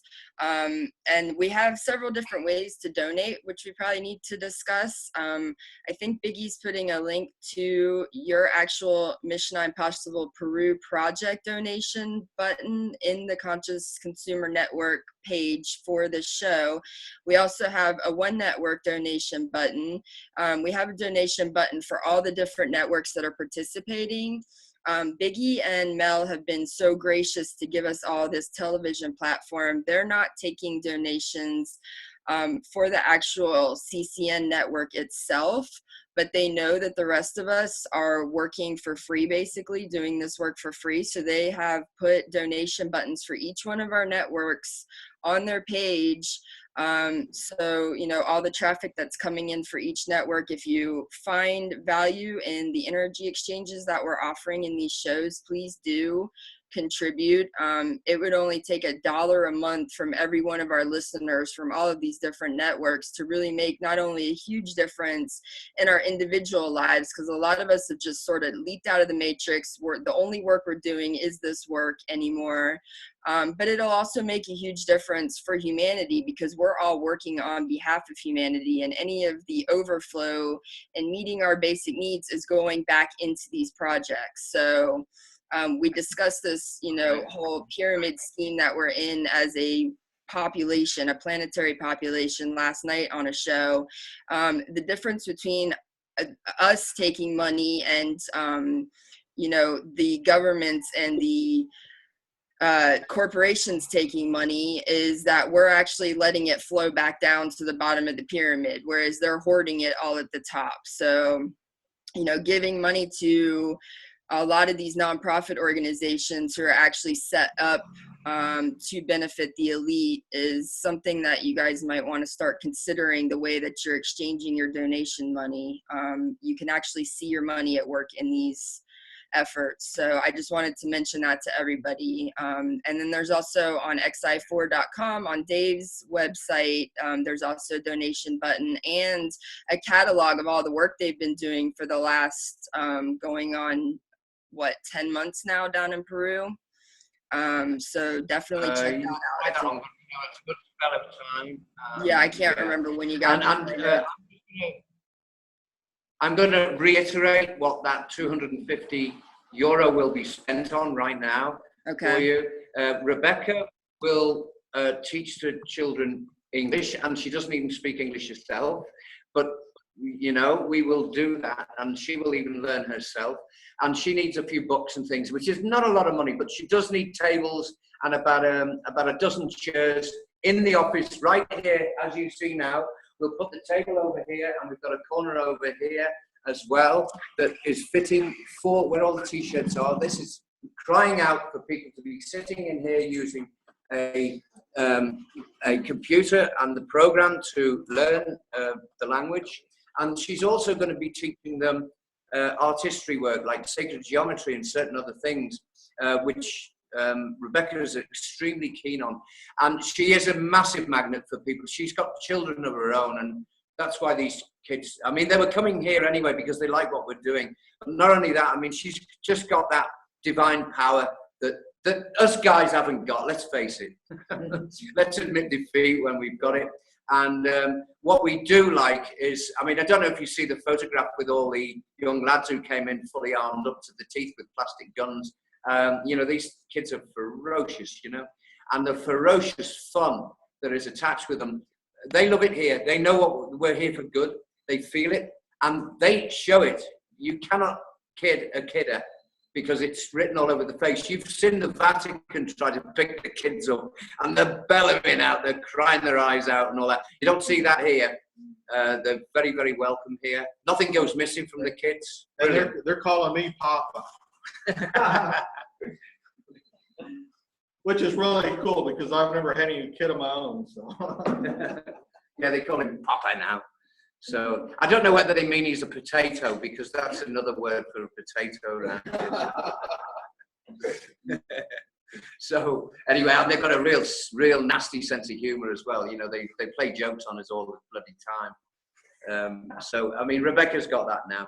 So yes, so if you can, Cami, thanks very much for we'll have tables and chairs, and we'll have a few books, and we'll have put some shelves up on the wall, and this will the kids will decorate. Don't worry about that. Once we buy a few pots of paint, those kids, they'll slaughter the place. They'll turn it into a very kid-orientated place, which is, I've got no problem with that.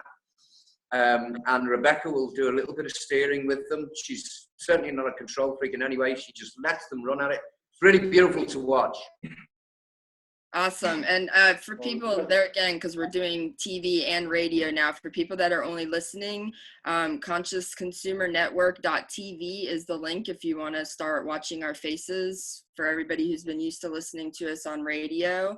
And all the former Blog Talk sites are still up and running as well. What is the One Network's website, Dave?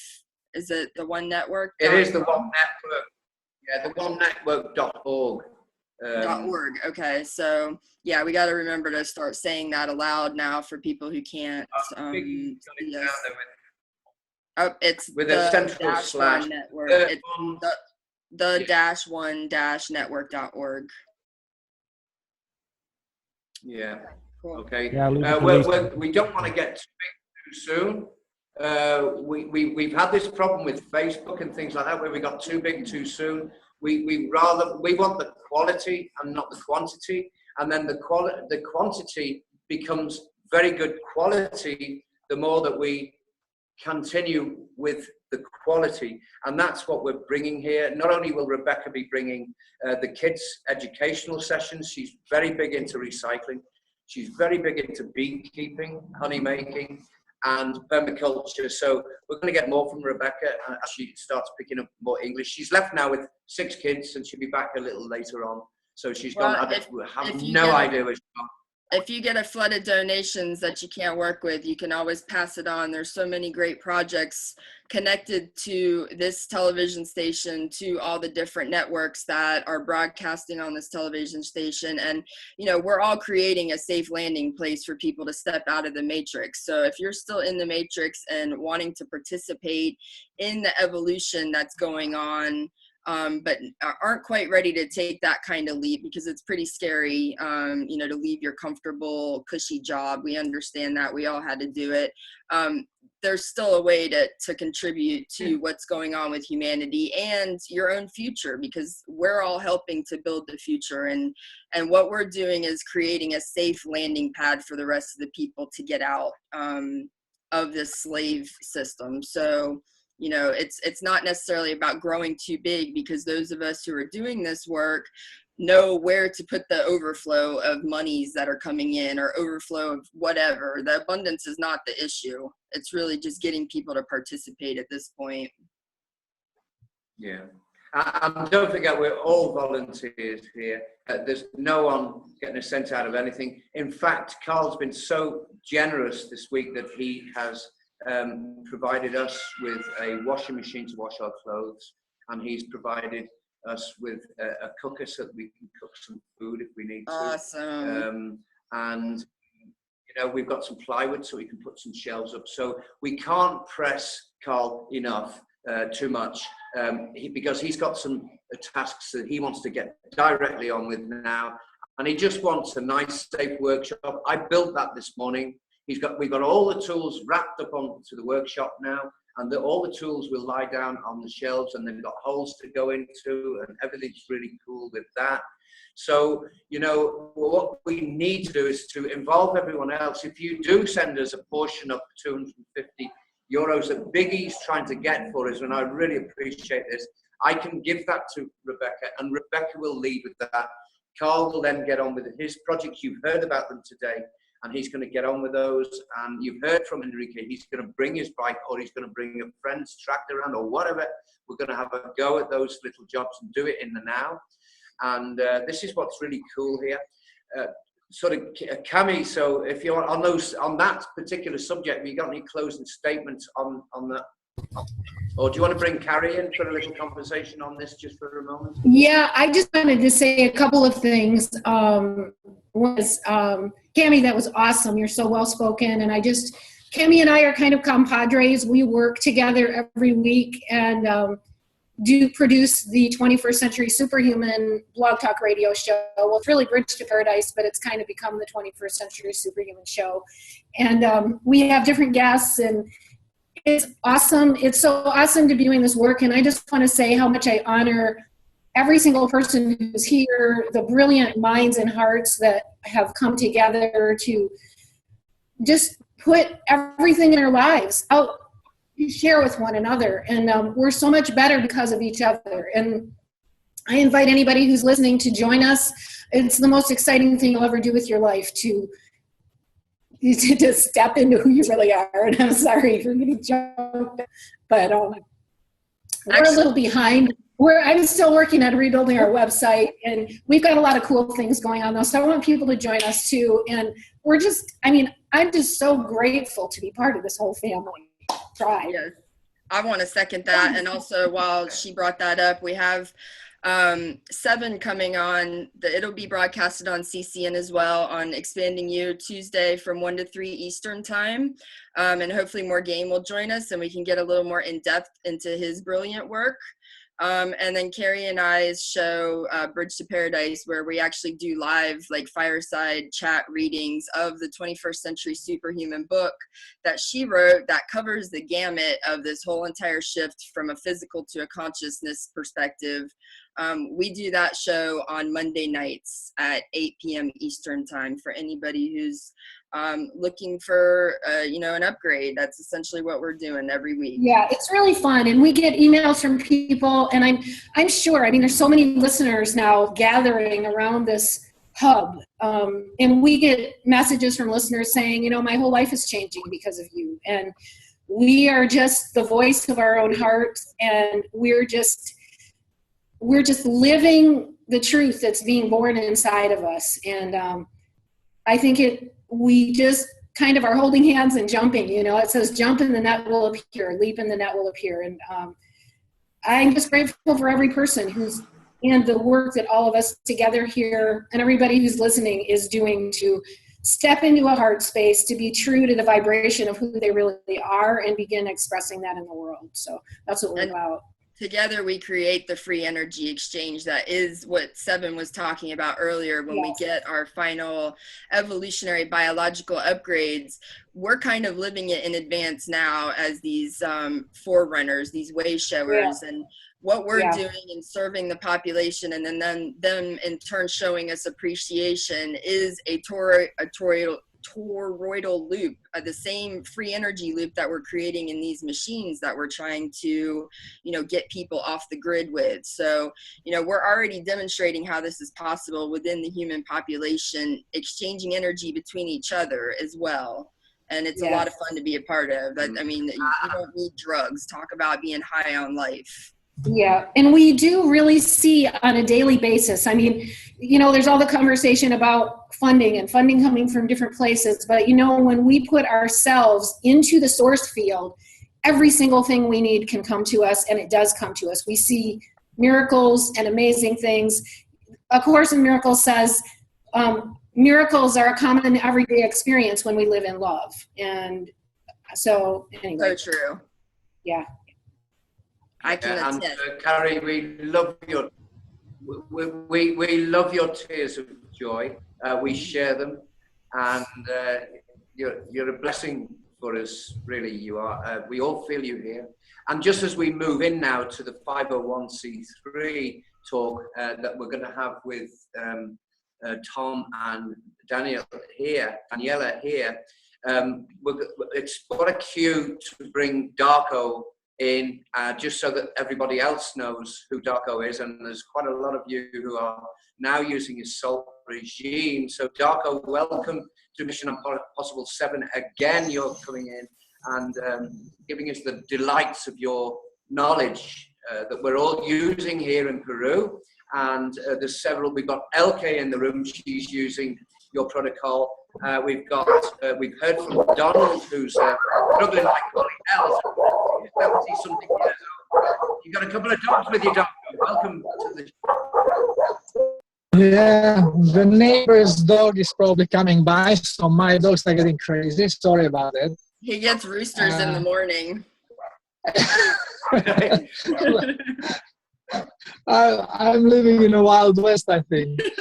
Well, going back to nature, this is a part of it. We have to. It's better to listen to this than some noisy motorcycle or truck passing by.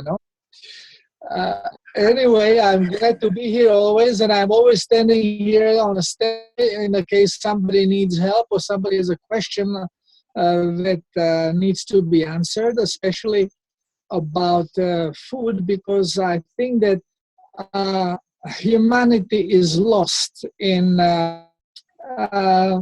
the confusion of what is our food and what is not. So this is something that really should be discussed one day, if we are trying on the other shows. But if you have any problems, if you have a gas, if you have a running nose or whatever it is, most likely food has something to do one way or the other. Can you tell us what a typical daily regimen would be like for you? Okay, well, number one, whatever we put in our mouth is toxin.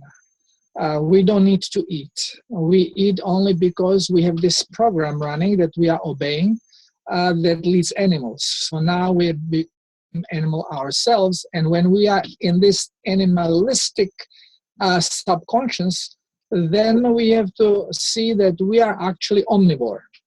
And because we are not listening to our symptoms anymore, we are not listening to the body.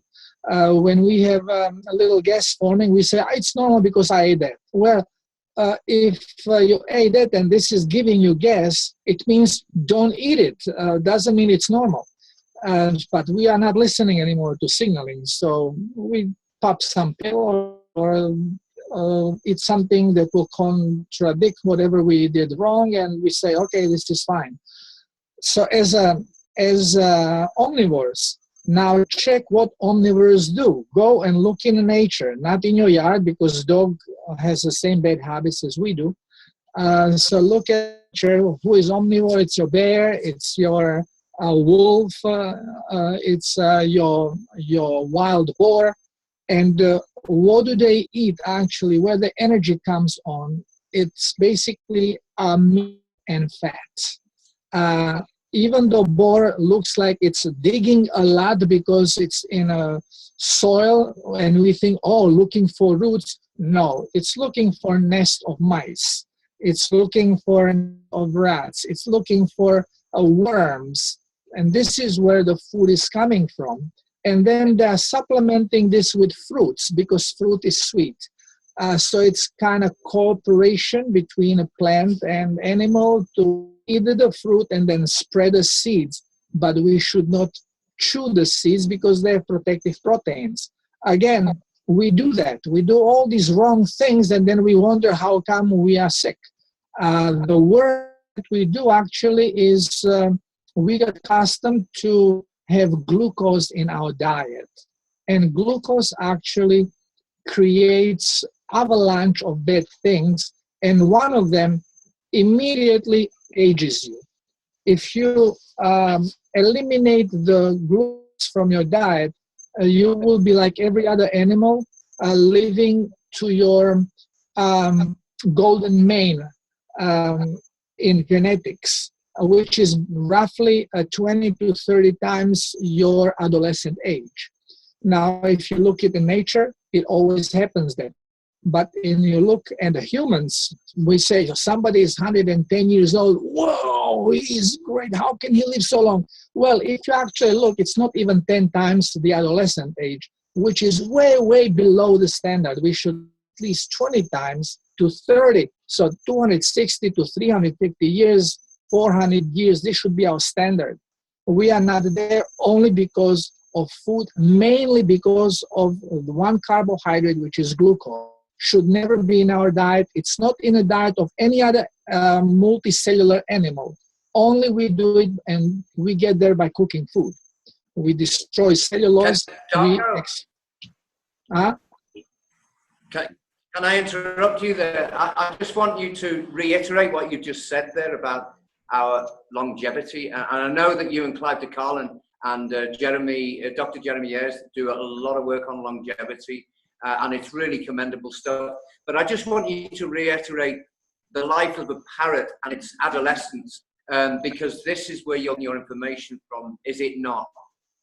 Well, any animal, when you compare in nature, don't look at domestic animal, because we feed them with garbage as we feed ourselves, so they have same diseases as we do.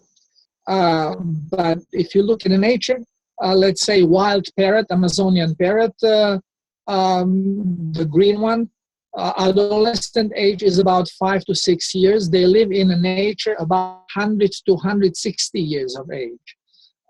If you look at a wolf in nature, adolescent age is about 13 months, so roughly a year. They live in nature about 25 to 35 years, which is exactly the 20 to 35 times adolescent age. Any animal you look at this way, antelope, same thing. But what is very, very important to understand, that all these animals don't show sign of aging. They look the same from their adolescence to the moment they die. They have the same energy. There is no difference between antelope that's running, that's 1 year old, and antelope 2 years old, and antelope that is 20 or 30-year-old. There is no difference. They run the same speed. They don't show sign of aging. We should be exactly the same. And one of the major reasons why we and show the sign is glucose in diet. And I explained it in my book. I have a question about the glucose. Is there good forms of glucose? Like, for instance, is honey? Honey, of course, contains one of the highest amounts of glucose. So what about that kind of glucose and like raw and those kind of glucose, which are really high on the index? Honey actually is fermented fructose. It's a high amount. It's basically fructose. Whenever plant gives you a sweetener, it gives it to you in a form of fructose. And fructose actually, not that it's good for us, but it's not harmful. Why not? Because it does not elevate amount of protein necessary to bring fructose into the blood. So it does not matter how often you eat fruits and how many fruits you eat, your absorption of fructose will be always the same, very small. But glucose does a different thing. Glucose actually, if you have it daily, you will start building up more and more absorptive protein that we call the GLUT. And more of this protein that you have, the faster and bigger absorption of not only glucose, but also fructose you're going to have. So once when you are on glucose diet, which means a lot of starches, what happens is you are going to start absorbing big amounts of fructose from fruits. So even fruits become very dangerous for you, because high amounts of fructose in the blood create disaster. So it should be eliminated. So basically, in few words, what I eat, I start every day with water, 1 liter of water with about between half and 1 teaspoon of sea salt inside. This cleanses me and actually rejuvenates my blood in colon. Then after 45 minutes or 1 hour, I have my banana shake, which is this famous drink now between all my friends, which is per person between 2 and 4 eggs, depending how difficult your day is going to be. And then you blend with it 3 or 4 bananas, depending how much in quantity you want to have to feel satisfied in your stomach.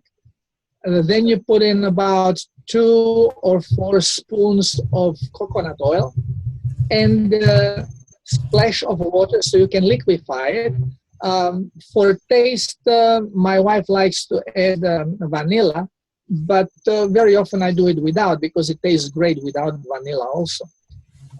And this actually does not have any amount of glucose that would harm you, because it's a raw food and all the sugars are inside of a cellulose, so they just go through you. So banana here is a distractor, something to make you feel like you had something, because only with eggs, 4 eggs, you just do and it's gone and you feel still empty. Though you get a lot of energy with it. So, okay, and this is the basic thing. And then during the day later on, I have vegetables, but vegetables only so I feel something I'm eating. But raw vegetables gives you close to 0 energy, not enough to run the digestive system. So actually, if you think that by eating vegetables, you are going to satisfy at least the feeling of hunger, it's not true. Because if you don't have any oils and fats in it, you will use more energy for digestion, and actually you feel more hungry if you eat just fruits or vegetables. So this is one little trick. Yeah. Can I interject there, because it's great to have Enrique on the show today, when he's producing this stuff here, coco de aceite. You speak Spanish, Darko, so you know exactly what that is. And for those who don't, it's cold pressed coconut oil. It's his own brand. He's built the machine with his engineers, and he takes the coconuts from Aguanamayuno and other places, and he crushes them out and he brings it. And this is what you're talking about, real coconut oil that goes into your juice drink that we make here every morning, and sometimes in the evening too as well, Darko. But we have ceviche here as well, so that's raw food, that's raw fish, and sometimes raw other meats. So, you know, we've increased our raw food input now up to 90% for some of us, and you know, we're enjoying this. Thank you, Enrique, for this great juice. We'll pay you for it one day as well. That's awesome. You built a cold press from scratch, man. That's just talent. Yeah. Nice. Yeah. Enrique, well, with Peruvian ceviche, be a little careful because they put garlic in it and a lot of onions. You should eliminate it because you don't need it in ceviche. You can use seasoned peppers, you know, and spice it with that. You can put a little cayenne pepper on it, but keep away from garlic. Garlic is a medicinal plant. It is highly toxic. It's neurotoxic. Keep it away from regular daily usage. And onions are not very good either. All the parasites from the fish. Yeah. I will let everyone know to go after at the top of the hour, only, you know, just because I got to get a couple things ready for tonight, and I still have to do some post-production on some recordings that we did yesterday. I really enjoyed myself during the conversation. It was an amazing build, and obviously it just feels like it's the beginning. That's why I know this probably can go on for like 5 more hours. But I just want to let everyone know that I'm here, and there's many people who already know who we are, and we're building something, and it's almost complete. That's the good thing. It's at 99%. But that it'll allow all of what you're doing, every person on this platform, to be able to push what they're doing to the next level, because that's really what this open source is really about. And so if you can imagine what open source did to businesses and other industries, you can imagine what it's going to do for spirituality when each person becomes the center of what we do every single day, based on other people that are also into that. So if I can bring to you millions of people that are interested in consciousness, then it allows you, for whatever endeavor that you're involved in, to push that along, because you're definitely involved in consciousness also. And last thing, what I will say is, though, especially with some of the very brilliant ideas, you know, business is still business in a certain sense of how it functions. So it's good to have it nailed down as far as like your prototypes and how much it actually costs to produce that prototype if you want to go to another scale with it. As I said earlier, with the HHO alternative energies and bolting those energies, especially on the Latin countries. I'm in Costa Rica, so it's the same thing with the 125, 200 motorcycles, and that pretty much being the standard of what everyone's running. And it would be really good to see something that, you know, basically, like you said, it comes in a box, you get some instructions on how to do it, or somebody can do it for you, or you can watch a video, but just really malleable to how society needs to work with things like that. But then also remembering just the entire part of it, because you've been working years on what you're developing. So that cherry on top, which is, you know, what that presentation looks like. What is it actually saying? Are you driving it home? You know, something that can easily be crowdfunded, especially if you can get it up to a certain point in CAD. And then the only thing that it really needs is exactly what you, and I'm just talking to Enrique directly, what you displayed on the conversation tonight, which is the vibration, which is really what more people are listening to than anything. Look, this is coming across, and there's, you just need to get prepared for it because it's definitely about to happen. So remember that is so key, especially to all of what's being developed today, to walk it all the way through. And of course, I've left my information. I left things here.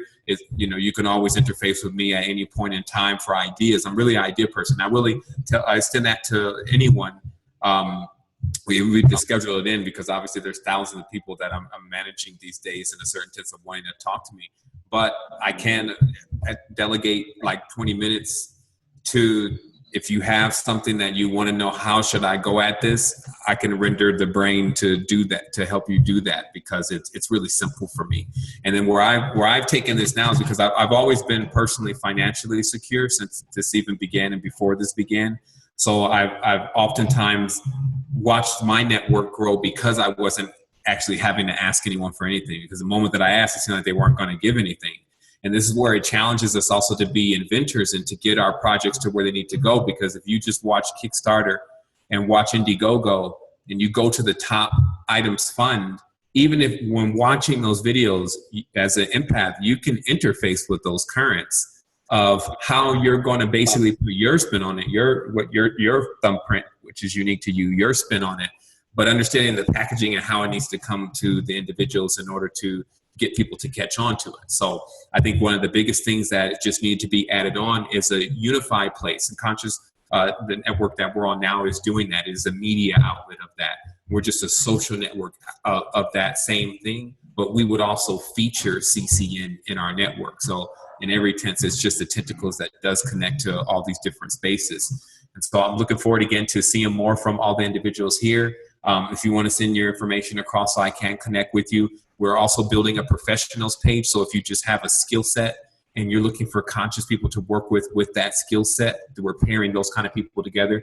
If you're an artisan, meaning you build something, or an engineer, you build something and you just sell those items piece by piece, we can put it up there. We have a classifieds. And remember, the whole benefit to this is that we already have 15,000 people on our network. So when you do that on the internet, and you do that with Google, you're basically in a sea of people that majority of them are not even interested in what you're doing. But when you put it into a network that's actually that strong, you're catching the 3 degrees of separation from someone else, just sending it and forwarding it to someone else. And then so this is what we did is in conclusion, I'll say this and then I'll be flying. What we did was, after running a social network for 4 years, we figured out what were the pitfalls, the pros and the pitfalls. Putting people in a different stage of consciousness or different frequencies all together in one chat box, and not giving them an option to go into chat boxes that just discuss specific things related to spirituality. Creating a curriculum that's based on the as above, so below nature that nature does, or the netters do tell us what's going on and how it works. So that way we have something to agree on rather than argue about. And then obviously this is not a charity. So, and I just don't go that personal way with my stuff, because I would have been waiting forever. We're very intelligent at being able to develop and design something and market and brand something, even if you want to use that term, even though open source is getting away from that. But the big thing is the same thing that the Jews do. They buy with each other. They shop with each other. So this also leaves it on to the other individual, so it doesn't become a vampiric relationship. It's a symbiote, to also produce something that is of value and to create value within that. So that's it, just for me. Again, I do appreciate everyone having an opportunity. Listen, I will be on this show coming up, and I know that Kima, I believe, Cami knows a lot more about that. And also, I did want to commend Cami also, because the presentation was excellent, and as far as being that sharp on these kind of interviews and saying what needs to be said and keeping the energy flowing. And then all those who have dedicated their time now to, mainly Dave and all the linking up that's been happening for this. And just know that I'm here, I'm developing things. You have my support. You can call upon me anytime. We're massive, and there's nothing that we really can't solve. And then also, if you have a personal quest just within the spiritual plane, because we did talk about cars tonight, the guys can get together and start talking about motors, and then, you get to something else. But if you have some spiritual questions about things, what we were able to do is basically gain all the knowledge of what's taking place on the dimension with the pantheism, deities, entities, energies, frequencies, biofrequencies, bioelectrics. This is like the energies that you see coming from nature, and phasing in and out of other frequencies and what's actually present there. But the conclusion is that if a person is balanced within, they'll definitely see that mirror within whatever they get involved in, whatever you invent, whatever you create with your ideas and your dreams. So I congratulate everyone for sharing this frequency on this day. Now I just wanted to say wholeness and balanced vibrations. Awesome. Well said. And I'm glad you liked my flow, because we're going to be getting into it on Tuesday. Okay, well, that's what's up. You know, we could turn it up too. You know, I'm not sure if you listen to some of my past recordings, but you know, without the left brain interjection, we're gonna get it. We'll keep it balanced. And you know, I will say this. You know, 2015. You know, this is the year of the sovereign. Like we're still talking about quantum here. So most people's knowledge is growing exponentially. So I can't really even imagine myself on the planet 3 more years moving at this pace. I know. And so what I'm anticipating here is what I saw in the room one day when I activated. There was another guy in there that he wasn't about activation. And in the scare of what he was experiencing in the room, he touched me and he activated. So again, we know that this is catchy for real. It's like the real Shakti. And then it takes a person through that experience. And so that's really what this is about. And like the lady that brought it forth earlier, this organic grid. Because, you know, when you're in for the long haul, the 5 more years, which I don't really see at this pace, something supernatural is really going to have to happen this time. We're really going to pull it off. But the reality is that, you know, talking about cars and talking about things in the next 5 years, just even on that scope, it's not even realistic. Yep. Unless something supernatural is done. And then we go into the full transformation of cleaning up basically what's left after the party we just threw. So I will encourage everyone to be innovative, because that's what gets us outside of time so that we don't operate under that pressure of scarcity. So we do have to be very aware that we're running out of stuff, and all that kind of thing is also a part of the illusion. Like we do have enough air, we do have enough oil, we do have enough fish, we do have enough all of this stuff. It's a myth. You know, I was actually in the ocean. Now I'm not saying that stuff like global warming is a myth, but I'm saying that as far as abundance is concerned, that's all this planet is about.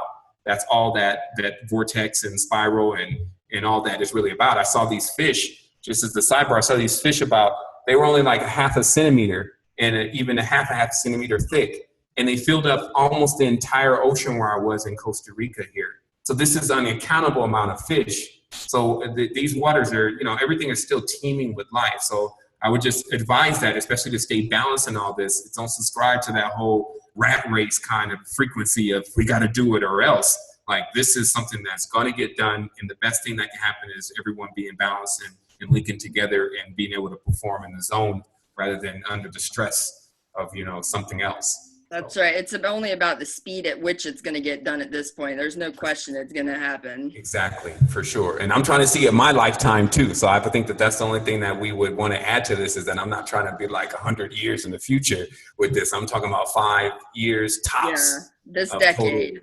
Yeah, for sure. What we're doing.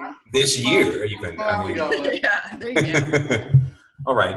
Yeah, we're having a time check now, because we've got one more subject which is extremely important to cover. So can we just ask JC what is, or Biggie? 5-7, thank you for joining us. Thank you for having me. And 7, yeah, thank you very much for joining us.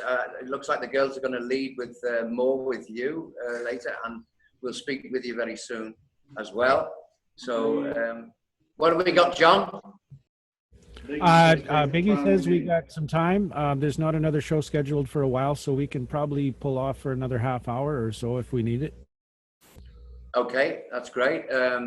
What we would like to move on to, and it's great to share the more energies from Costa Rica. It seems to be a real Central America's central vortex there, and I'm sure there's a lot more coming from 7 in the future.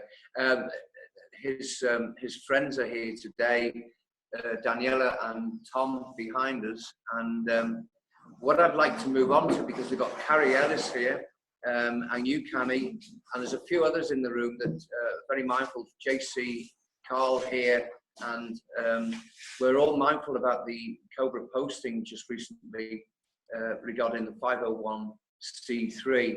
And I think if we stay focused on the post of Cobra, I've got no qualms in this room with all the people here. That was a direct post to MIP Peru and MIP Global. There is no doubt that it is responding to an email I sent with our 48-page and I think beautiful presentation we all spent 3 weeks on getting right. We had no less than 25 people here who are either Quechuan or Peruvian that are involved in all the projects in Aguano and San Roque. And then you've got Marinit's work with 5 projects. You've got Lars's work that is all the work that we're going to be doing here at the MIP office HQ. And what we've seen from Cobra's post is a direct focus on what we should be doing in the next couple of days. And in fact, JC, you put a time limit on it, and I think it's fair. Sunday, tomorrow, that we need to be grouped together and we need to convert the 46-page document, or even start again, it doesn't matter. And the criteria, as I see it, is quite simple. 1,000 words is all Cobra wants. Akmal 2, they don't want to be stretched out to 46 pages. That's for a presentation later on. The 1,000 words would probably cover about, I'm guessing, around about 5 or 6 pages instead. So it's a vast reduction, sort of 10 times smaller near enough. In 1 page. And Lars is saying 1 page should be enough. Well, he's certainly got an argument there. Let's just cover this 501c3 bit, because what Cobra does mention, and it's got to be US registered. Well, that means ERCO here in Tarapoto is out. 1 sec, but Dave. Not gone. Say again? If I might interject here, yesterday morning day before that, 3 o'clock in the morning, I woke up and I just had to write the document. So I have already created a template for that. It's right now 766 words. So we can start working from that. It'll save us a ton of time tomorrow. And we should be able to suss this document for Cobra and for his investors out in a matter of an hour. It shouldn't take very long at all. So we need a Zoom tomorrow. Is that what you're saying, JC? We'll all jump in. Yeah, you have a copy of it there. I sent you a copy yesterday, early, first thing in the morning. You downloaded it. So you have a copy of what I came up with as a starting point. And we can do it the same way we did the big document. We can have it open on my computer with the screen share, and I'll do the editing, and we just go through it and add as we need to. Okay, well, Linda's in the room, and let's see if she turns up tomorrow. She can be in there as well. Cami, it would be nice also if you could be in the room. Linda, will you be available tomorrow? Yes, I will. Just give me a time and I'll be glad to be there. Okay, well, we may set a time within the confines of this show here today. Now, Carrie Ellis, if you can come in, please. I need to discuss the fact that we have got Tom and Danny here, and I'm going to share with you what they've got. What apparently they've done is created just before they came to Peru a 501c3 in the United States. Now, you've had yours for about 20 years, Carrie. So what we would like to do is have a quick chat. You might have some questions you want to ask Danny and Tom about the 501c3. But I can tell you it's called HUGS, and it's humans unifying global solutions. I love pretty that. much in keeping. Yeah, well, it's pretty in keeping with what we're doing as well. So again, welcome back to the show, Daniela and Tom. So when did you create it? I hope you can hear them, by the way. Yeah, sure. I mean, officially it was created about 2 weeks ago. The planning for the actual nonprofit started around, I would say, a month or so ago. Basically, we had already been planning to be down here to Peru to enact some goals and ideals and projects that we wanted to work on. And we knew that because we were going to be involved with some different organizations down here, that what we would want is a viable base in terms of financially and presence in the U.S. as well, for similar things to this, because we felt that in terms of getting donations or sponsorships or any of these things, there are going to be certain companies, corporations, or individuals that would only be able to interact with a nonprofit and not for perhaps maybe like a ONG or maybe a Peruvian foundation or something like that. So what we basically did is put together, our vision and wrap it up into a 501c3 amongst those of us that we thought were the most dedicated. We formed into the board of directors, which isn't, set by any means for the life of the 501c3, but it was who was around at the time that was most dedicated to the project. And about a week ago, we got the go ahead. So nice. What state are you guys doing it out of? Florida. Okay, cool, awesome. Yeah, we actually, Danielle and I just moved from Orlando, so it was kind of interesting. I just had to be out of there for a while. So I just moved from Orlando too. What part? We were right downtown next to Lake Eola. Yeah. Cool. I was in Longwood. Small world. Yeah. Well, I mean, there's an element of synchronicity in this anyway, because of the shift to Peru for the same reasons as us, and not knowing us as well. It was Marco who brought them through to here. So there's a few things going on here with the latest Cobra post. It's interesting that we have to be looking at the interests of the funder that he's talking about, and that has to be with a US registered 501c3. So automatically now we're getting this little bit of synchronicity. But Carrie, you've always had one. So my question to you, Carrie, is you've had this for 20 odd years now. What advice would you pass to us down here as to a way forward? If Cobra's given clear instructions that we are to stay focused on, and then present this document tomorrow that goes up the pipe to Cobra and Alcamal and wherever they send it on to their funders, and they said considerable amount of money. They weren't talking small 10,000s as we've been talking previously. So this is why Cobra banged this post out. Carrie, what would you advise us, and how do you think we should be speaking to Daniel and Tom in this particular instance? I just think the bottom line is you've got to go with the bylaws of the nonprofit. So whatever their bylaws state as their purpose, and it's usually like one sentence or two sentences, just comply your proposal. As I've given you what my purpose and my bylaws is several times. I mean, just so you guys know, mine is Balanced Light Health Centers, and we came up with that like 30 years ago, I think. Now I've been in 3 different states. Currently, I have it in Colorado because that's where I just lived for 16 years. But I've had it also in Michigan and North Carolina.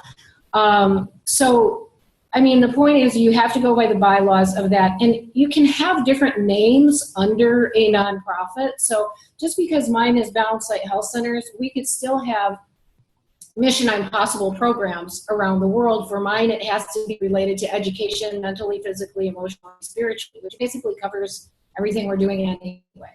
And we purposely put it together that way. So I'm sure you guys have some. What do your bylaws say your purpose is? Do you know offhand, or can you guys hear me in the Peru office there? Hola, hello. Sorry, there? my fault. I had muted us. That's okay. Whatever. Okay.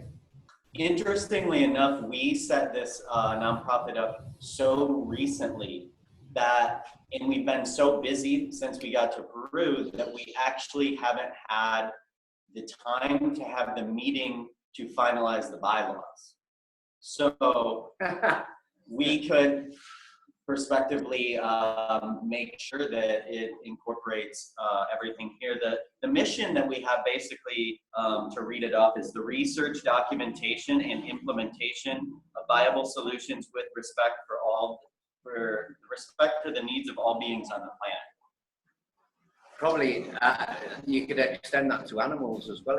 Yeah, I mean, absolutely. That's what you need. Just bylaws like that are going to cover everything it takes for us to move forward as, you know, a wave of creating a viable future on planet Earth. I mean, that covers it, and that's beautiful. And I think that's the bottom line with a nonprofit. And then you have to make sure, you know, it isn't serving anybody in particular. The other thing that's really interesting, and I need to change this in mine, but in a nonprofit, you have to say, if your nonprofit were dissolved, what would your assets be given to? And I need to pick somebody like you guys. You know, I've got somebody who it has to be another nonprofit. So, you know, it'd be nice. I actually have been thinking lately, I would love to change who the benefactor of my nonprofit would be. As another nonprofit. Back then I made it to the Coptic organization, which I was associated with for a long time and in the US, and they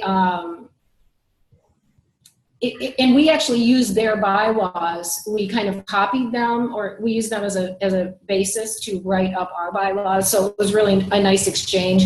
But at this point, I'd love to just have an organization that's really doing similar to what I want to do. And you know, you guys need to do the same thing. You need to pick who, if you dissolved your nonprofit, who did the assets go to? And obviously you want to pick another organization, another nonprofit like yourself. So we could do that with each other if you wanted to, or if you know another one, fine. But I'd be happy to change mine to you guys. The other thing is, you know, I just found out, I mean, I've had this nonprofit forever. It's been in multiple states, but the thing I just found out is now the IRS requires 2 more documents that I didn't know about, that I've got to go back to the US and file right now. And, you know, they're very simple. They're not complicated, but it's just some of their red tape. So that makes you approved of as being able to take donations. So I'd say cover that base. Okay, that's great. Thanks, Carrie. And, you know, I think that there's mileage in having a further discussion, especially tomorrow. If John, have you got any idea of a decent sociable time that we should get together and have this Zoom room? Maybe I'm throwing out the midday tomorrow EST. Does that suit you and Linda? And I don't know whoever else wants to be involved in this. Cami, does that sound like something that you can fit into? What time did you say? I'm sorry. Midday, you mean noon, 1 o'clock? Yeah, that works. Yeah. What time? John, I missed that, sorry. Oh, yeah, say, let's call it 1 o'clock tomorrow. 1 o'clock Okay. Eastern. What time? EST? Yeah. As long as it doesn't run too long, because I've got a show at 3-ish. John's confident of knocking this off in the hour, so I tend to believe it. Yeah. Well, I sent the document out over the MIP Peru Skype room. 6 people have it, so you guys can read through it, and we can get it. You know, when I read through it, it looks like it's pretty much complete. I don't know if it's exactly what they're looking for, but there shouldn't be a lot of changes to it. I can't see it being adjusted for too long. It won't be nearly as long. It won't be like the 5 hours we spent on that 48-page document for sure. Yeah. Okay.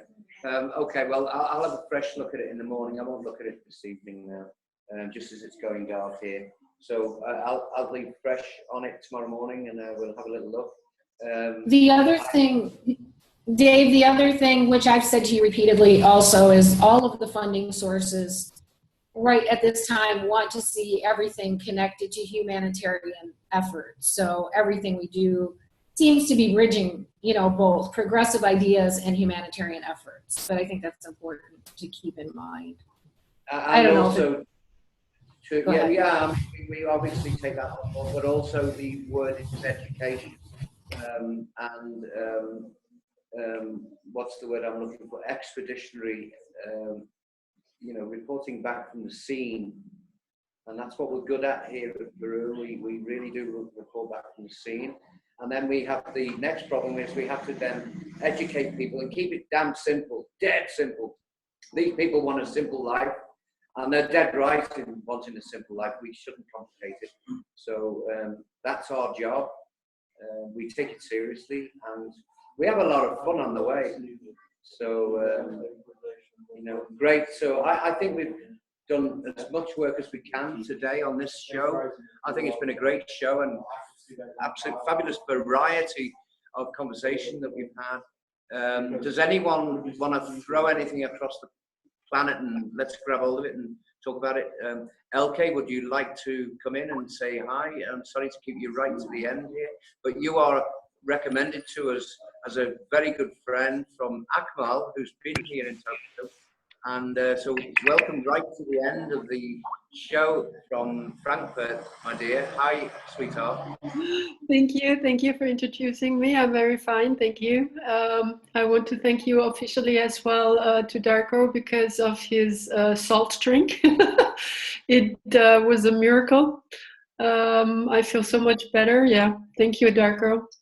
I was advised from Akmal to join the Peru project because I've been living in Egypt in the Sinai Desert, and I went as a freelancer in his spa as a Reiki I treated people with Reiki, and he passed me on to Thailand to the Tao to study the Tao and a certain treatment called Chinai Tsang. It's an abdominal massage, and it's also very good for self-treatment. If you have pain, when you do this regularly, you can help yourself, and this is what I needed it at that time. I've been doing self-healing all these years, and nobody could find what was wrong. I recognized it was the emotional became physical. So to release my pain, because I wanted to do my sports again, I was very happy to learn about this Chinai Tsang, and I started horse riding again and everything. So this all happened in Sinai Desert in Egypt. I had actually lost my job overnight, a banking job. And before that, I've been traveling to Egypt, and it was like a magnet. And I was looking for a job there. Yeah. I'll to take some positive light about where you are now and what we're moving into. One of the projects that we've got down as a micro project for the office here, and when Darko can come here in the next couple of months, maybe, depending on how the funding goes, and likewise to attract people like you to come here. We've got the light mandala that we need to bring into focus here, because it's been quite a hit. You've been speaking to Akmal about using, because don't forget we bought the light mandala off Akmal. So Darko and maybe yourself could, in actual fact, include yourselves in that micro project once we get the funding through. This would be quite a thing for you to pick up on. Okay? Yes, I'm interested in that. I'm always, I want to advance, and I'm always interested in everything actually. And this has caught my attention because something new and meeting new people as well. And I recognize that Darko and we have quite the same interests as well. So I feel it's a very good combination to both of us. And it's all about self-healing. Darko, I mean, even for you, toys are not your favorite subject, Darko, but the light mandala is a little bit about sort of coherent geometric light. I mean, it's surely got to catch your attention. Well, for time being, yeah, it's definitely okay. But I'm hoping that during this year, we are all going to develop our senses enough so we can actually read our DNA and just decide, okay, boom, I'm tired of my brown eyes. I want them blue now, and I'm tired of this tooth. I want it to be longer, and we do it instantly. So we won't need any additional machinery around it. This is what I'm striving to. But in the meantime, we'll use anything. I still use the back pulsar, you know. So we clipping slowly behind time, but it's gonna come. Yeah, and that's so right. I mean, we all said that when we saw it, and Paul who said here when he saw the light Mandela for the first time. I mean, as impressive as it really, really is impressive. He did say, "Hey, look, these tools you'll be able to do yourself." And one of your famous comments, Darko, is always, "I want to do myself out of a job." That's what you want to do. So everyone gets the self-healing bit sorted out, and then you got no job to do. But you got 7 billion people to do so far. So yeah, I can see your job in. Yeah. Well, I find it quite more easier than to do it with technology because it was quite a hard job. Yeah. Yeah, it was Well, very I mean, basically what Darko's saying, LK, I think it's very, very true for all of us, especially the work that Carrie Ellis does and people like Michael Grubb who do the telekinesis, using that energy to turn and spin things visually. You can see the energy. That shows us where we're going to. And this is what this program is all about. Where are we going? And I'll tell you where we're going, as far as I know. We're cleaning this out so we can become telepathic, because you can't have a dirty mind and be telepathic. And yeah. we're all striving for that, I think, you know, in our spiritual Yeah, well, this I recognize because through you now I understood about the human chart, human design chart. And especially here in Germany, it was like a smash into these energies, and I was completely lost. And now through the human design chart, I recognize that I'm the design who receives all these energies from outside. It's not me. So I had to find a way now to manage this, to understand and to reject it now, you know, that's not me, that's not me. So, and then through Darko now with the soldering, my adrenalines, they become overnight, it just went go, you know, I'm fine. And I'm really good.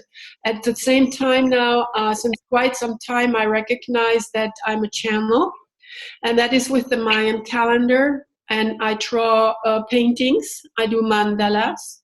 And before they were, I did it not. I didn't say I will do this now. It just happens that I started painting, and then I said, God, give me the name for it, because I do the sacred geometry with the sacred names. And I just opened the book and I said, okay, that's the name and the description. And then I look the 2 days or 3 days after the happenings in the universe, and that's matching. It's in synchronicity. And now at the moment I do just really quick drawings because it goes very fast. I just take my pen when I feel, with colors. I have many designs, and it goes very fast. And then I look at it and what I feel, what I receive. And this is then the interpretation. Then maybe the day after or 2 days after, I look on the Mayan calendar and it's exactly what it is. And I recognize that I've been always ahead of things. So for me, it's important to come in the now, because when you're ahead of things, you are constant. You cannot be on the now, and it's difficult for me. I miss things. So for me, it's important to be with people who are grounded, who I can decide. Okay, I'm sorry to interject there, because we're going to leave. Daniel and Tom are leaving now because they bought this horse. They do believe it's in trouble and it needs their help. So they're going to leave now. So give them a final chance to say goodbye. And we're going to see more. It was nice meeting you. Bye-bye. Bye-bye. Bye-bye. Adios. Has anyone else got anything else they'd like to chip in? We haven't heard from Boss today. Boss, have you got the latest of the wheel that you've been doing? Just as we probably may as well come up to a close now. We've covered every subject that I wanted to cover today. I don't know about you, Boss. Yeah, okay, I'm sitting in my 3D printing castle hell, and just working away on that turbine. So the last try I was really optimistic about, but then I had to realize that I think my printing head is not good enough, so I have to change it. So that's what I'm doing today, because I already bought a new head. I have a problem with that. It's intermittently not printing. It's almost printing good, but not 100%. So that's what I'm at. So I'm going to do that, very soon. This today, when we finish this, I'm going to fix my printer with the new hot end, and then I'm just going to print that turbine.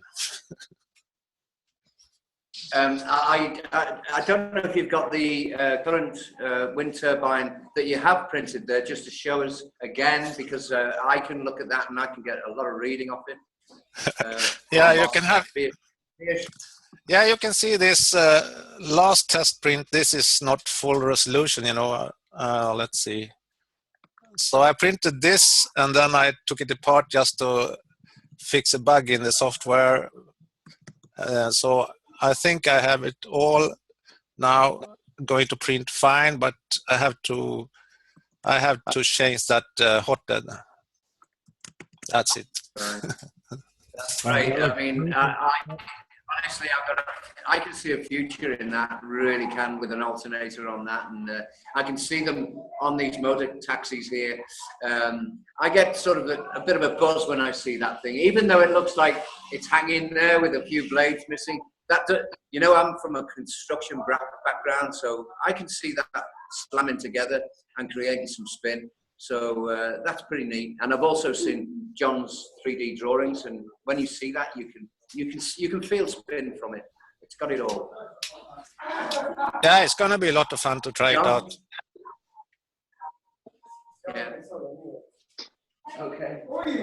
And Rebecca's back now. So anyway, anyone else want to throw anything in the pot? Yeah, what I want to like to say as well, if somebody needs help, because I've been treating hundreds of people, and online or physically, so if there's any problem, I may assist them as well. It's as well, depends on what it is, and then I focus in, and then I give what comes in. Darko calls it something. What's it? It's I forget now. LK. Darko, what do you call it when you start probing into somebody's lifestyle and stuff? What's it called? I don't know what you mean, because I don't have a name for it anymore. This is just personal intuition. Yeah, it's intuitive. Yeah, when I'm in the situation, and then it comes, and like I've been assisting people in Cairo. She had an issue, and I'm connected with her. She doesn't connect with me, but I feel it, and I connect with her, and then I recognize that she has a problem. So it was a problem with her daughter and her husband, so it was family issues, and I was able to tell her this and this and that, and it is solved. She had health issues. So I asked her, what are you doing? What are you eating? So I gave her advice, what she's able to do, the treatment. And she wanted to lose weight. And she lost about 14 kilos without dieting in about 2-3 months. Yeah. When I was doing the healing in Egypt, for example, I've done, there was an inflamed appendix. It was an emergency. He came to me. I never done such thing. He said, no, you can do it. I need to go to hospital, but I don't want to have an operation. And then I hear a voice, whatever, I send to you. Okay. Huh? Okay, how do people contact you? As what? Sorry. How do people contact you? Back then, they just came to me because I was living in Egypt. How do people who are listening, if they want to contact you, if they feel how do they contact you? Oh, I have my Facebook pages and on Skype. Be Okay. specific, Elke. What is it? What's the address?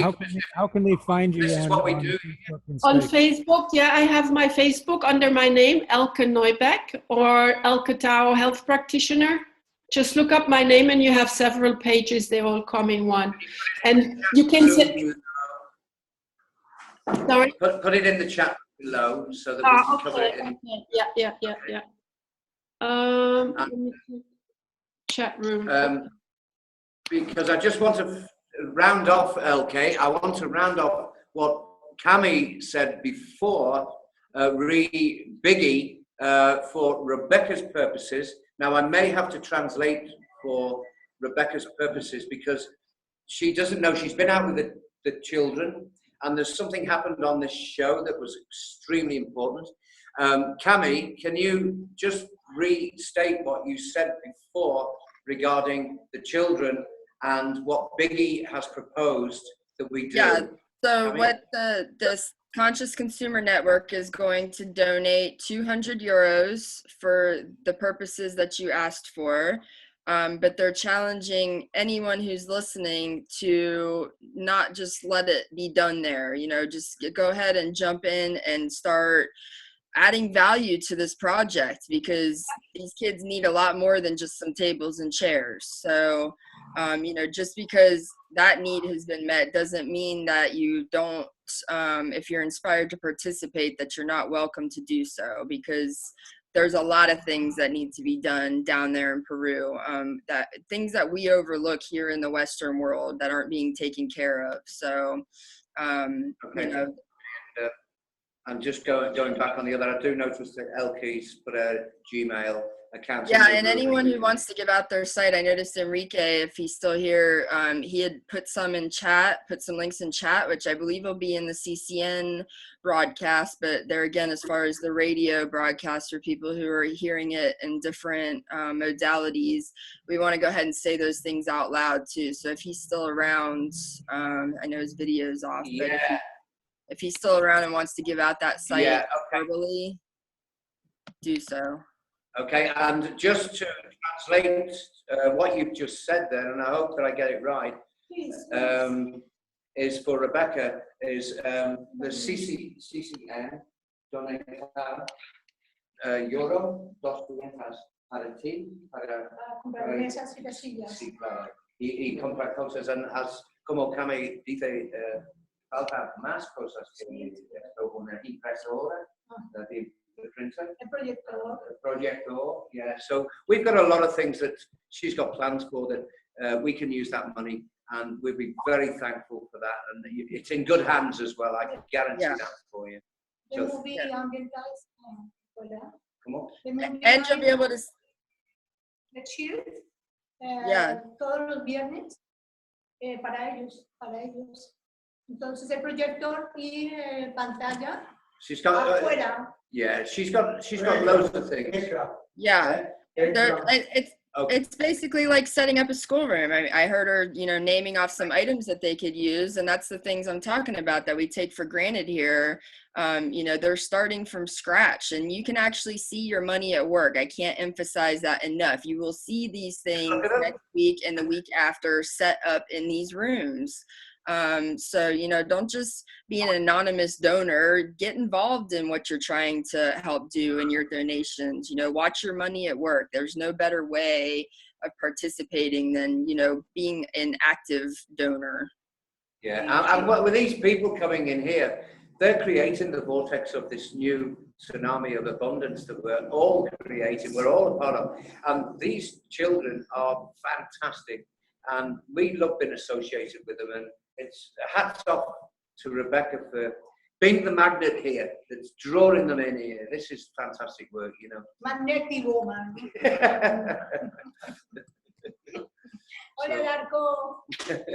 And by the way, I'm going to sit in your class. Oh, yeah. Carl's going to take lessons. He's going to be sitting there. He's going to be one of the tutors as well. Cool. So, anyway, that's great. Right. Anyone else? No, I think it's time to wrap it up. We went a little bit over the extra time Biggie gave us, so. Okay. Carrie Ellis, have you got anything else to just contribute as we close out? I'm just going to say adios and love you all. And so great to be here and be on the planet with everyone. And we're living in exciting times. Breathe, smile, and love. Yeah. And Lars, have you got anything to say? Words? I think great, and thank you all for being here. That helps a lot for us down here to have contact with you weekly. Thank you all. Yeah, and thank you all. Thank you, Biggie. This is the first of many shows. I hope it's been good for you too, Biggie. And I'll throw 500 souls into you. Wow, do you hear that? Carl's been coming through the whole time. Did you hear what Carl just said? I did hear what Carl just said. You want to repeat it for anybody who didn't? That's the currency here at Souls. So yeah, I'll throw 500. Oh, gracias. Is it any coincidence that their currency is called Sol? Nuevo Sol. No. I think love it. Carl just threw 500 Sol into it. They are cute. Fantastic. Thank you very much. Biggie, you can have final word on the first show. This has been a tremendous show. Thank you, Biggie. Unmute yourself. Please come in if you want to. Thank you, Biggie. It's been an absolute pleasure to be able to show this to the world. Thank you so much for that. And I'm looking forward to lots and lots more shows coming out of Peru. Yay! Okay. Goodbye, everybody from Peru. Bye. Bye-bye. Adios. Much love. Bye-bye. Yeah. Bye now. Aloha. Adios, niños. Adios, niños. Hasta luego.